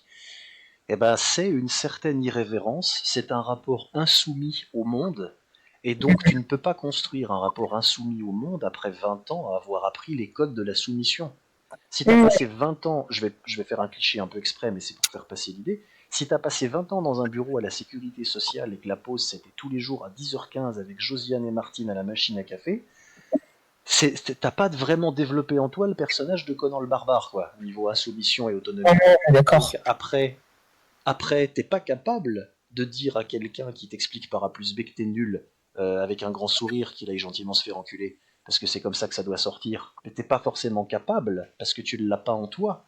Et il est là le choc extrêmement violent. Alors qu'en fait, t'es pas un lâche, t'es pas un idiot, tu n'as pas choisi d'être écrasé. Simplement, la vie s'est faite que, fallait encaisser ça, fallait survivre, on a des peurs, des démons, des traumas, on fait tous le mieux Ouais, qu'on peut. bien sûr, bien sûr. Et là, t'arrives, il faut sauter d'un seul coup 8 mètres à pieds joints. C'est compliqué. Ah oui, non, mais très sincèrement, hein, en fait, il y a des jours qui sont très galvanisants. Mm. Voilà, moi, j'ai des jours où, enfin, j'ai eu une semaine où j'avais décroché 3 projets, je me disais: «Non, mais c'est génial et tout, je m'éclate». Et puis après, tu vois, c'est pas du tout, linéaire et régulier, en fait, hein, donc il faut avoir quand même, ce c'est une endurance, ouais, une certaine endurance et puis, une certaine force mentale parce que, enfin même moi encore des fois, hein, là typiquement, j'ai eu 2 castings comme ça où je me suis un peu pris les pieds dans le tapis. Je pense que c'est bien d'en parler parce qu'on Hmm. n'en parle pas souvent finalement. On parle souvent de ce qu'on décroche ou quoi, mais je t'en avais parlé d'ailleurs en pré-entretien, tu sais, d'une fois où on m'a fait j'avais une séance dirigée et sur un texte très promo, tu vois? Avec, 2 pour le prix d'un, heu, il y avait une date qui était annoncée. Donc tu vois, c'est très promo, enfin, tu sais que c'est un truc, qui passe sur une radio et tout et en fait, waouh, en fait, je fais des propositions, ça va pas, puis, il y avait l'agence qui était là, donc avec, la directrice marketing ou je sais pas trop quoi. Elle me dit: «Non, non, c'est pas ça, hein, hein». Puis elle me dit: «Non, mais en fait, ça y est, je sais pour que tu puisses comprendre, en fait, je veux du slam poetry». Tu m'avais parlé. Ouais et bah, moi, j'en avais jamais fait, en fait, donc puis en plus, enfin, il y avait aucun brief de départ, donc bon, mais après, je sais que peut-être je suis censée être capable de le faire. Mais en tout cas, aujourd'hui, à mon niveau actuel, bah, j'étais, voilà et je pense que ça l'a pas fait, tu vois? Mais bon, c'est pas grave. Au début, ça m'a affectée, franchement. Je me suis dit: «Ah ouais, tu vois, tu es peut-être pas encore prête, il y a des trucs qu'on te demande, tu es pas capable de le faire et tout». Bah, en fait, après, j'ai dit: «Non, mais bon, j'ai pas non plus encore 30 ans de métier et puis est-ce que, le but, c'est aussi de tout savoir faire ou juste de se concentrer sur ce sur quoi on est bon?» Parce que moi, aujourd'hui, je sais que il y a certains trucs que j'ai pas encore réussi à développer et je me dis: «Pour l'instant, je me concentre sur ce qui est, ce sur quoi je pense que j'ai plus de potentiel et quand j'aurai acquis, vraiment développé une forte confiance à ce niveau-là, j'irai commencer à étendre sur des choses qui me font un peu plus peur». Et Ou en plus, à ta décharge, excuse-moi. non, non, mais j'ai fini. Enfin, là pour le coup, tu as été victime pour moi de quelque chose que j'ai trop souvent vu dans le milieu, c'est que c'est vraiment de la branlette de phraséologie. Mmh. J'ai connu ça dans le monde des musiciens pendant des années. Euh, on est censé être là par amour d'un art majeur qui nous fait vibrer, et t'as toujours un trou du cul à un moment qui te fait ouais alors là il était très bon sur cette gamme pythagoricienne mais moi je serais plutôt passé en septième sur un mode phrygien. Tu sais, il manque plus que l'écharpe blanche et le porte-cigarette comme ça. Ouais. C'est le sketch, il y avait ce duo de comiques suisses des années 90 que j'adore qui s'appelait Les Gros Cons et qui faisait des parodies comme ça de différents métiers. Puis dans le tas, t'avais le metteur en scène. Voilà, je crois que Beckett disait que le théâtre est une histoire de mise en danger. Tu vois, c'est vraiment c'est ce genre de truc. Donc là, la nana, elle a sorti un truc de jargon pour montrer que les initiés, quand on prononce ce mot-clé, cette formulation, savent de quoi on parle. Et toi, tu ne fais pas partie des initiés. Et d'ailleurs, le but était bien de te le rappeler pour que le petit peuple arrête de polluer notre air. Voilà, c'est de la connerie. Parce que effectivement, c'est pas une consigne de mise en scène. C'est comme si moi je disais à un chanteur, écoute Coco, c'est bien ta voix saturée, mais fais-la moi plus grindcore et moi death metal. Il va me regarder comme ça en rigolant en disant, qu'est-ce qu'il était malade Alex, qu'est-ce qui se passe? Pourtant, il sait ce que c'est que le grindcore et il sait ce que c'est que le death metal. Et c'est deux choses différentes. Et techniquement, elles se définissent par des paramètres. Mmh. Mais de l'amener comme ça, tout est dit. Je veux dire, tu ne cherches pas à faire atteindre à la personne quelque chose. Tu poses littéralement tes couilles sur son front pour lui rappeler qui c'est le patron et qu'elle sera bien gentille de dégager. Donc c'est idiot, malveillant, c'est un sabotage professionnel et c'est rien d'autre. Voilà, je te défends un petit peu a posteriori pour ce que ça vaut, mais... Ouais, non, mais écoute, tu sais, après, c'est bien aussi. Moi, je pense qu'il faut aussi partager ces expériences-là parce que ça, il y a plein de gens qui l'ont vécu forcément à un moment donné, peut-être plus en début de carrière, parce qu'a priori, c'est là où tu es un petit peu plus fébrile, entre guillemets. Mais je pense que ça dédramatise aussi le fait que ça existe et que, comme tu le dis très bien, ça peut aussi être de très mauvaises indications de jeu qui sont voilà, on n'amène pas la personne à un état, mais on lui balance un truc qui est très, générique et en plus, à un moment donné, elle me donne, je crois, la référence de Grand Corps Malade. Bon, alors, voilà, on sent que c'est un peu du mainstream, tu vois, c'est Oui. pas très raffiné dans ce qu'on te demande, dans la référence, enfin, Mm. pas dans la référence, parce que je dis pas que Grand Corps Malade n'est pas, chacun peut apprécier, c'est pas le problème, mais c'était pas très bien amené, en fait, tout simplement, quoi. Donc, bon. Non, Mais c'est du cochage de cases. voilà. Mais en tout cas, ça peut arriver et au début, je l'ai pris personnellement, je peux pas te dire autrement, tu vois? Je suis sortie de la séance, je fais: «Waouh, putain, je suis nulle», Je savais même pas ce que c'était que le slam poetry. j'en avais entendu parler un peu, mais tu vois? Bon, bref, ouais, ça me parle pas plus que ça, quoi, c'est pour moi, c'est plus en chanson, quoi, mais pas bon, bref. Et ça peut aussi arriver, en fait, il faut juste rebondir et puis te dire: «Bon, bah, écoute, OK, voilà, je continue mon chemin et puis je continue à renforcer les choses. Alors, soit ça peut être une piste de développement, si vraiment tu penses que c'est une chose que tu peux améliorer, soit, comme tu dis, ça peut être un gros défaut de direction et puis qui te bloque, en fait, Pour hein, moi, donc. ça n'est que ça. Déjà, pour diriger les gens, faut les aimer. Mmh. Et il faut être andragogue ou pédagogue si c'est des enfants, mais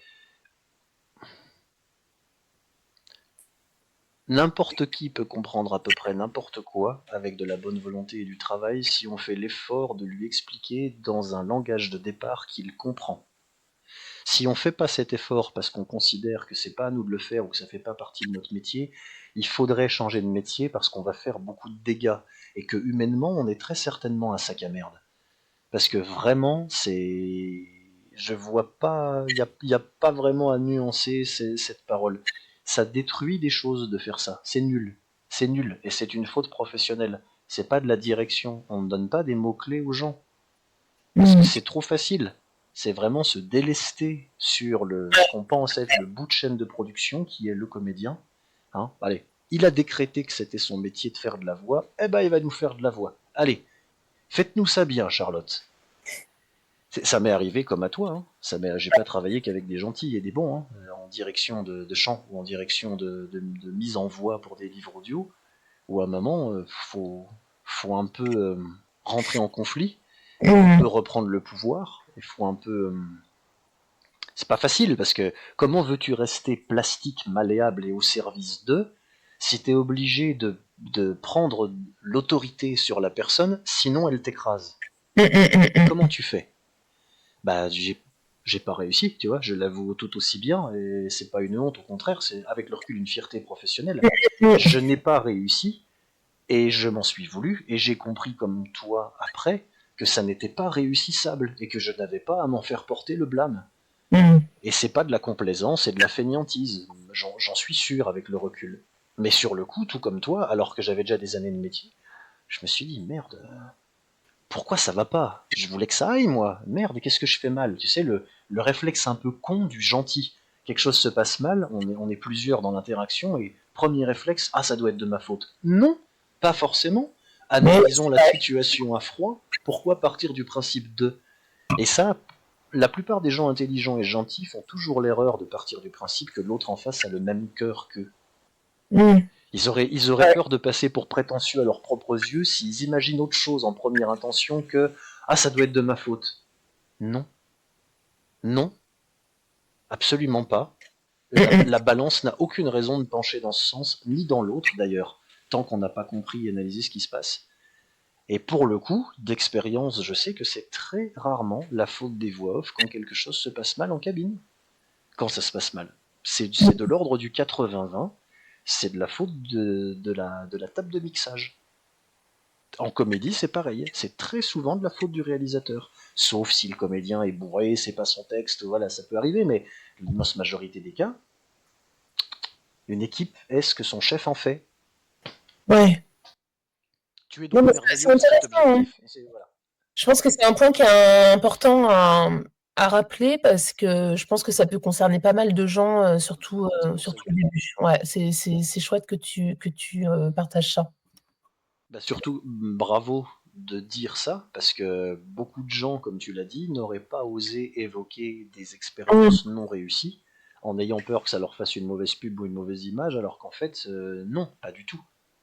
Et Je juste pense que honnête. ouais, bien sûr, bah, ouais, oui, ça va avec un peu tout le reste, mais ouais, c'est important parce que ça fait partie du métier et puis ça fait partie aussi des leçons ou des non-leçons qu'on apprend. Mais si tu veux, tu vois, là, par exemple, le fait d'en avoir parlé avec toi, tu m'as aussi soulevé ce point que la direction artistique, elle était quand même aussi essentielle quand tu es en séance dirigée et que du coup, j'avais juste affaire aussi à des gens qui avaient pas la bonne manière.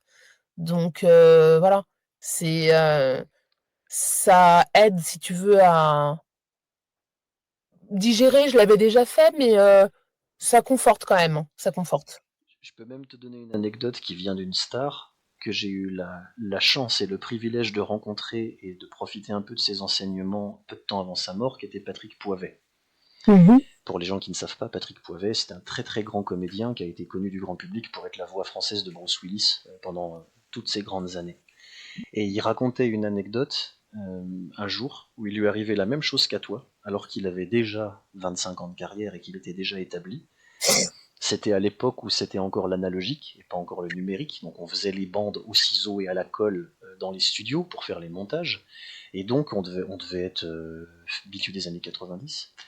Et il doit doubler en français une pub pour un parfum d'une grande marque où c'est Mickey Rourke qui dit I love you. Et donc le texte c'est Je vous aime. Et donc le directeur qui est là avec son assistante du marketing pour la marque de parfum, qui connaît rien à la comédie, qui sort une phrase de gros con avec son cigare, et qui dit ah bon bah de toute façon, il n'y a pas mille façons de le faire, hein, donc c'est très bien, on la garde. Parce que Patrick avait fait un truc une fois. Alors que bien sûr, tous les gens qui ont fait un peu de comédie savent que même deux mots, il y a 1 million de façons de le faire. Toutes différentes et mutuellement exclusives les unes des autres.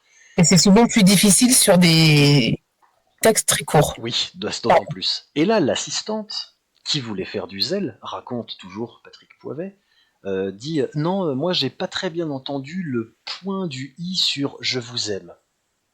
Donc au début, Patrick croit que c'est une blague et puis il lui dit un truc du style bah, je peux vous le faire avec l'accent belge si vous voulez, je vous aime, comme ça vous avez. Et non, non, je suis sérieuse. Bon, d'accord. Donc qu'est-ce qu'il a fait, Patrick, puisque c'était Patrick? Il est allé voir l'ingé, ils ont fait une boucle et ils ont repassé 68 fois de mémoire la même boucle de Patrick sur sa première prise faisant Je vous aime, et pendant ce temps, dans la cabine insonorisée, il faisait ça. Et à la 68e fois, la greluche en question, car c'en était une, a dit Ah oui, là, celle-là, elle est bien. Là, j'entends bien le C'est point du I. impossible. Elle avait entendu 68 fois la même. Ah là Et là. c'est au-delà du côté drôlatique et de toute l'affection que je portais à cet homme qui était d'une culture et d'une gentillesse et d'une franchise absolument merveilleuse et qui manque beaucoup à la profession.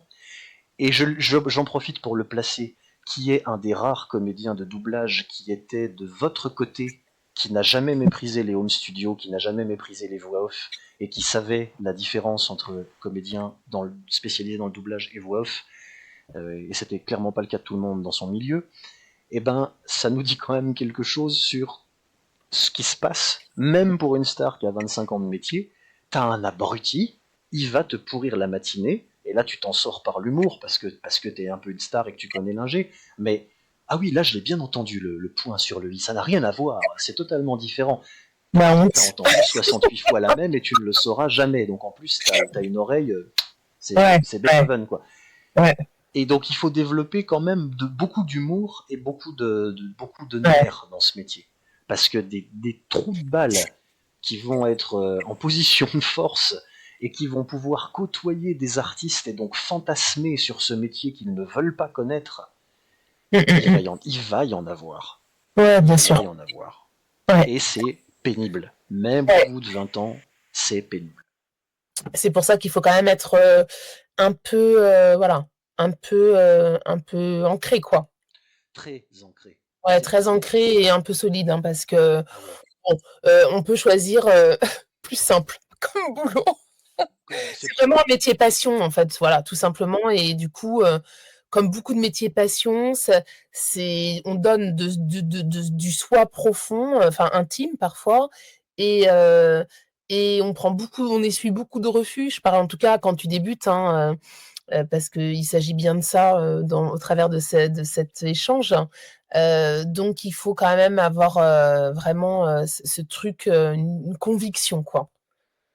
Et à cet Pas égard, juste faire ça parce que c'est cool, enfin, pardon. non, non, non, je t'en prie, Ouais, mais oui, c'est la passion est une chose, mais ce que tu as fait devrait normalement être entre guillemets obligatoire. Ce que tu as fait, j'entends tout le parcours de développement personnel, de prendre le temps de te trouver, de te poser les bonnes questions, parce que quelqu'un qui n'a pas fait ça et qui se lance dans la comédie, je vois pas comment psychologiquement il va durer. C'est sa santé qui va en pâtir, sa santé mentale.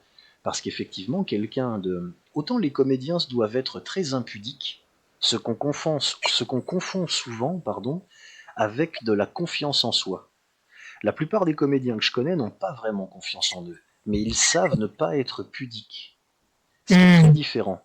En revanche, si tu es effectivement quelqu'un de fébrile, de pas solide sur tes bases, que tu existes dans l'œil de l'autre, que tu as besoin d'être aimé et d'avoir l'approbation de tous et que la lumière soit sur toi, ce qui est un mal de notre profession, Mmh. tu es mort.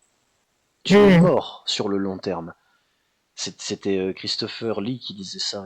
Aujourd'hui, les jeunes qu'on voit qui veulent tout de suite la célébrité, quand on les voit jouer, on voit qu'ils jouent face à un miroir et que c'est le début d'une histoire d'amour qui durera toute la vie. Craft for about 10 years.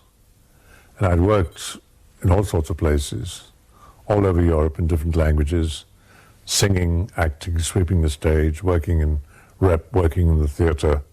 In other words, learning, something that sadly, few young actors and actresses are prepared to do these days. So many of them are stars before they even make their first film. And you know when you look at them on the screen that they are looking in a mirror, absolutely in a mirror. And it's beginning of a lifelong romance. And their hand is out underneath the mirror, out of shot. Because that's what they want, rich. To be rich and famous immediately, which is terribly sad and extremely dangerous. The most dangerous thing that a young actor or actress can do is to believe their own publicity.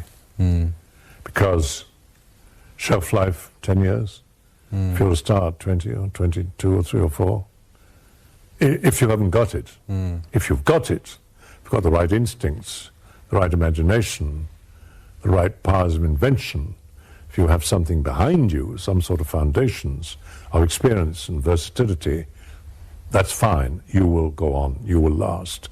But if you haven't, and the majority has not got these qualities, and you always play the same part basically, or slight variations on it, and that's all you can do, you'll be through in 10 years or even 5, when the public will eventually say, well, you know, they're always doing the same thing. And the moment that happens, it's the beginning of the end. You start at the top of the ladder. There's only one way to go. Well, this must have been a concern. Ils seront grillés en 10 ans. Parce qu'ils font ça pour eux. Ouais. Et c'est terrible.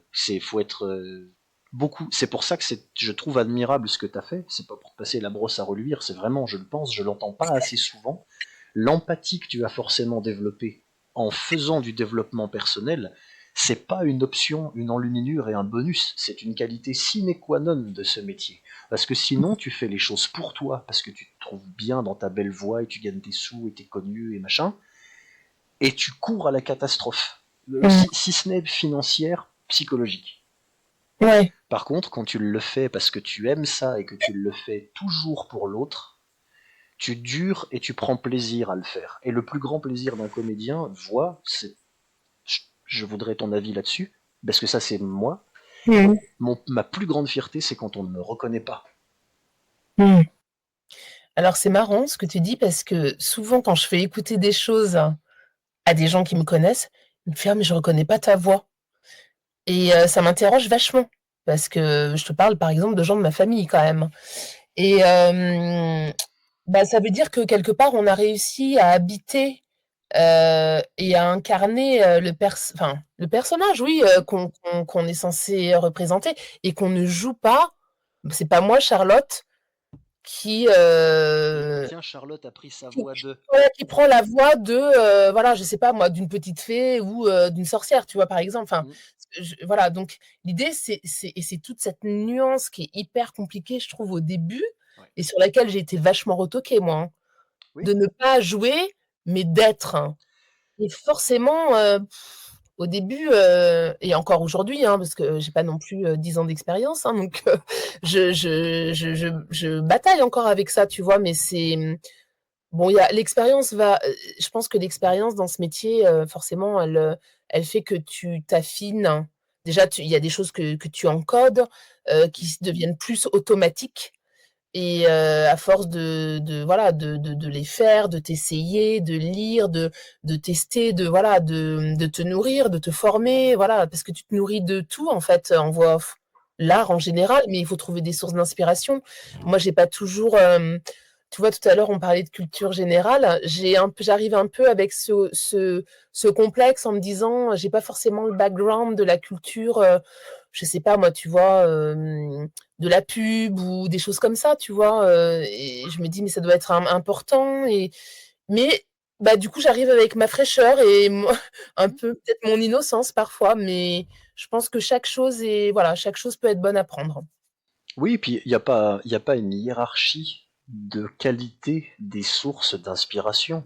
Il y a la volonté de travailler et de faire. Euh, Mmh. il y a 1000 profils et encore une fois, l'important, c'est ce que tu fais et qui ne m'étonne pas, c'est de piocher partout, d'avoir les. C'est une vie avant d'être un métier. Mmh. Faut aimer la musique des mots, faut aimer parler, faut aimer écouter, faut aimer la poésie d'un discours, c'était qui? C'était pas Boringer qui disait ça, c'était Richard Berry, je crois. Il disait qu'un de ses exercices préférés, c'était dans les bars de choper des trucs dans les vieux PMU où il y a des vieux personnages improbables. Et là, il disait en interview, là j'en ai entendu une ce matin à la gare, un mec qui dit à un autre, appelle ta mère que je te recommence. Ça, c'est collector dans mon carnet à expression Audiard. Je connaissais pas. Vous allez la retrouver dans un de mes films, dans un de mes personnages, c'est sûr, parce que c'est des, peut-être pas tel quel, mais c'est des trucs que je chope comme ça. Et c'est pour ça que je disais, faut aimer les gens, parce que Ouais. si t'es en train de te protéger, de juger, de rester à distance pour pas que ça te touche, tu peux pas faire ce métier. Qu'il faut vouloir y mettre les mains, Ouais. faut vouloir s'effacer pour comprendre ce que c'est que la réalité de quelqu'un qui n'est pas toi. Donc il faut profondément l'aimer, mais faut pas être révérencieux, c'est pas stupeur et tremblement. Mmh. Faut, c'est presque, faut ouvrir le moteur, faut mettre les mains dedans. Ouais, on est d'accord. D'une certaine façon, faut pas respecter, mais faut respecter. Ouais. C'est d'ailleurs souvent ce que disait Pierre, en fait, tu dois pas respecter, tu dois, faire de ce texte ton texte, tes mots, ne pas respecter la ponctuation, enfin, c'est plein de choses comme ça, en fait, mais c'est comme ça qu'en fait, tu vas te différencier des autres. C'est en y apportant ta sensibilité, ton voilà, tes tripes, d'y mettre tes tripes, tu vois? C'est ce que m'avait dit Patrick Poivet. C'est de lui que je tiens ça, je l'adorais, mais vraiment. Il dit, j'ai jamais réussi à imiter sa voix, c'est un de mes grands drames dans la vie. Il disait, mon Alex, il y avait toujours un Ricard, une clope, il dit, mon Alex, quand tu fais un comédien, quand tu fais un personnage, tu dois penser levrette. Quand tu fais une levrette, tu lui caresses pas les cheveux en lui disant, je te respecte. Sinon, ça marchera pas. Tu lui claques les fesses. Et ben là, c'est pareil. Je dis, Patrick, mais qu'est-ce que. Et juste après, Mais qu'est-ce que tu racontes? et juste après, il te parlait de Shakespeare, de Stanislavski, de méthode acting très sérieuse, de machin. C'était ça qui était fantastique. Et c'est un peu l'état d'esprit. Mmh. Le, C'était Jean Edernalier qui avait dit ça. La caractéristique du con, c'est de confondre le sérieux avec l'air sérieux. Faut pas être solennel et grave dans le décorum. Faut péter un coup quand on veut dire. Il y a rien de. L'autocensure commence là. C'est quand on discute alors qu'on pense merde. C'est vrai. Et après, elle s'infiltre partout, cette connasse. Et on peut plus rien faire parce qu'on est tout engoncé dans un truc. Ouais, ouais, c'est vrai, c'est vrai. J'ose pas crier, j'ose pas dire je t'aime, j'ose pas dire de gros mots, Mmh. j'ose pas avoir un peu de bave qui coule parce que j'ai déclamé trop fort. J'ose plus rien en fait. J'ose pas salir le texte. Ouais, c'est ce que j'allais dire, faut un peu se salir, en Ah fait. toujours, Ouais. toujours. faut pas sortir de là beau ou belle, Non. faut être un peu éprouvé, tu vois. Alors ça, en tant que voix off, je sais pas à quel point tu l'as, mais tu l'auras sûrement dans des narrations, dans des livres audio, mais dans des rôles audio, dans des dramatiques audio au théâtre, moi, il m'est arrivé de jouer des violeurs, des bourreaux d'enfants, des choses comme ça. Pas que, hein, mais ça m'est arrivé. Mm. Tu ressors de là, tu prends une douche, hein, si tu l'as Ah bien bah fait. oui. Mais Ben, tiens, essaye de jouer ça de manière crédible en le gardant à distance parce que toi-même il te dégoûte et qu'il te fait peur. Bah, tu peux changer de métier, hein, tu n'y arriveras pas. non, c'est compliqué, ouais. Donc il y a tout ça. Il y a tout ça dans ce métier dont il faut être conscient. Mm. Et on a fait fuir tous les nouveaux, comme ça, t'as moins de concurrence. Tu me fileras mes 10%.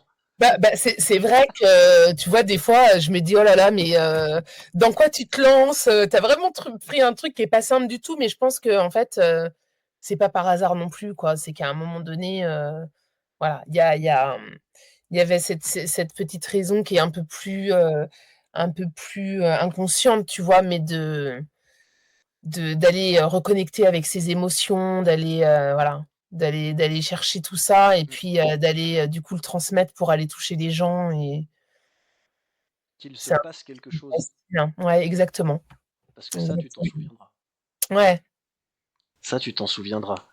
Moi, j'ai des exactement. petites vieilles dans des bibliothèques où il y avait 12 personnes en train d'écouter le livre audio, et la petite vieille qui sait pas que c'est moi le comédien, et puis qui s'énerve parce que je jouais le méchant, puis qui fait Oh, mais j'espère qu'il meurt à la fin, hein, puis qui me prend un témoin comme ça, il fait Il est vraiment méchant. Puis moi, je fais Ah putain, c'est vrai, c'est exagéré.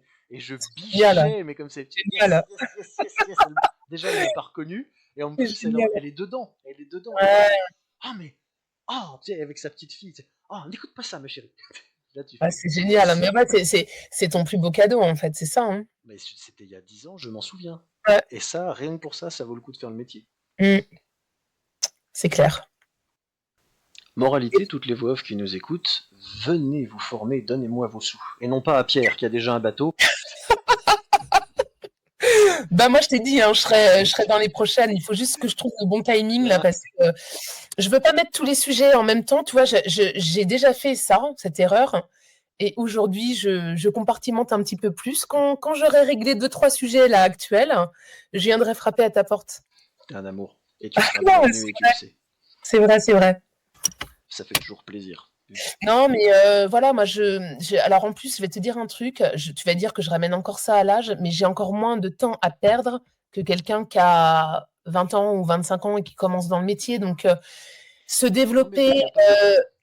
engranger l'expérience de personnes qui sont là-dedans et qui vont m'apporter énormément. En fait, évidemment, après, il y a aussi une question de, faut pouvoir se l'offrir, mais au-delà de ça, c'est déjà c'est s'enrichir, se nourrir, mais c'est aussi gagner du temps et puis c'est se challenger aussi, hein. C'est se bousculer un peu. Donc moi, je suis là-dedans depuis 2-3 ans, donc j'ai pas fini le cycle. Ça marche. Voilà. Est-ce que tu as un conseil pour les gens qui se lanceraient? Hem, Bah, oui, je pense que là, ce serait oser. En fait, il faut vraiment essayer de sortir parfois de certains carcans, d'idées préconçues ou qui sont, très liées aussi parfois à nos schémas sociétaux sur voilà, je dis pas que ce sont pas des idées valables, hein, faut pas se mettre en danger, sans avoir raisonné avant. Il y a quand même des choses qu'il faut baliser évidemment, mais oser, ça c'est sûr. Heu, Se former parce que, aujourd'hui on peut pas juste, se proclamer, voix off parce qu'on a une belle voix, ça n'a pas de sens, hein. C'est vraiment je pense les 2 conseils, essentiels, hein, que je donnerais. Un coucou à passer à des gens qui t'ont aidé?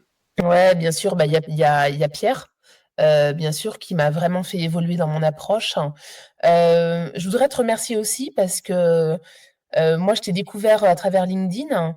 Je trouvais que tes posts étaient, hyper généreux, parce qu'il y a plein de bons conseils, plein de bons tips. Les formats étaient super, c'est des formats courts qui sont très très parlants et puis, bah, ce que tu fais là aujourd'hui de donner l'opportunité à des gens comme moi qui sont pas, forcément établi encore dans le métier, ou voilà, je trouve que c'est beaucoup de ton temps déjà et puis c'est bienveillant et franchement merci. Merci pour ça parce que ce que tu fais, c'est chouette, voilà. Mais je suis Et merveilleux, je passe mon temps à le dire. Personne ne me croit.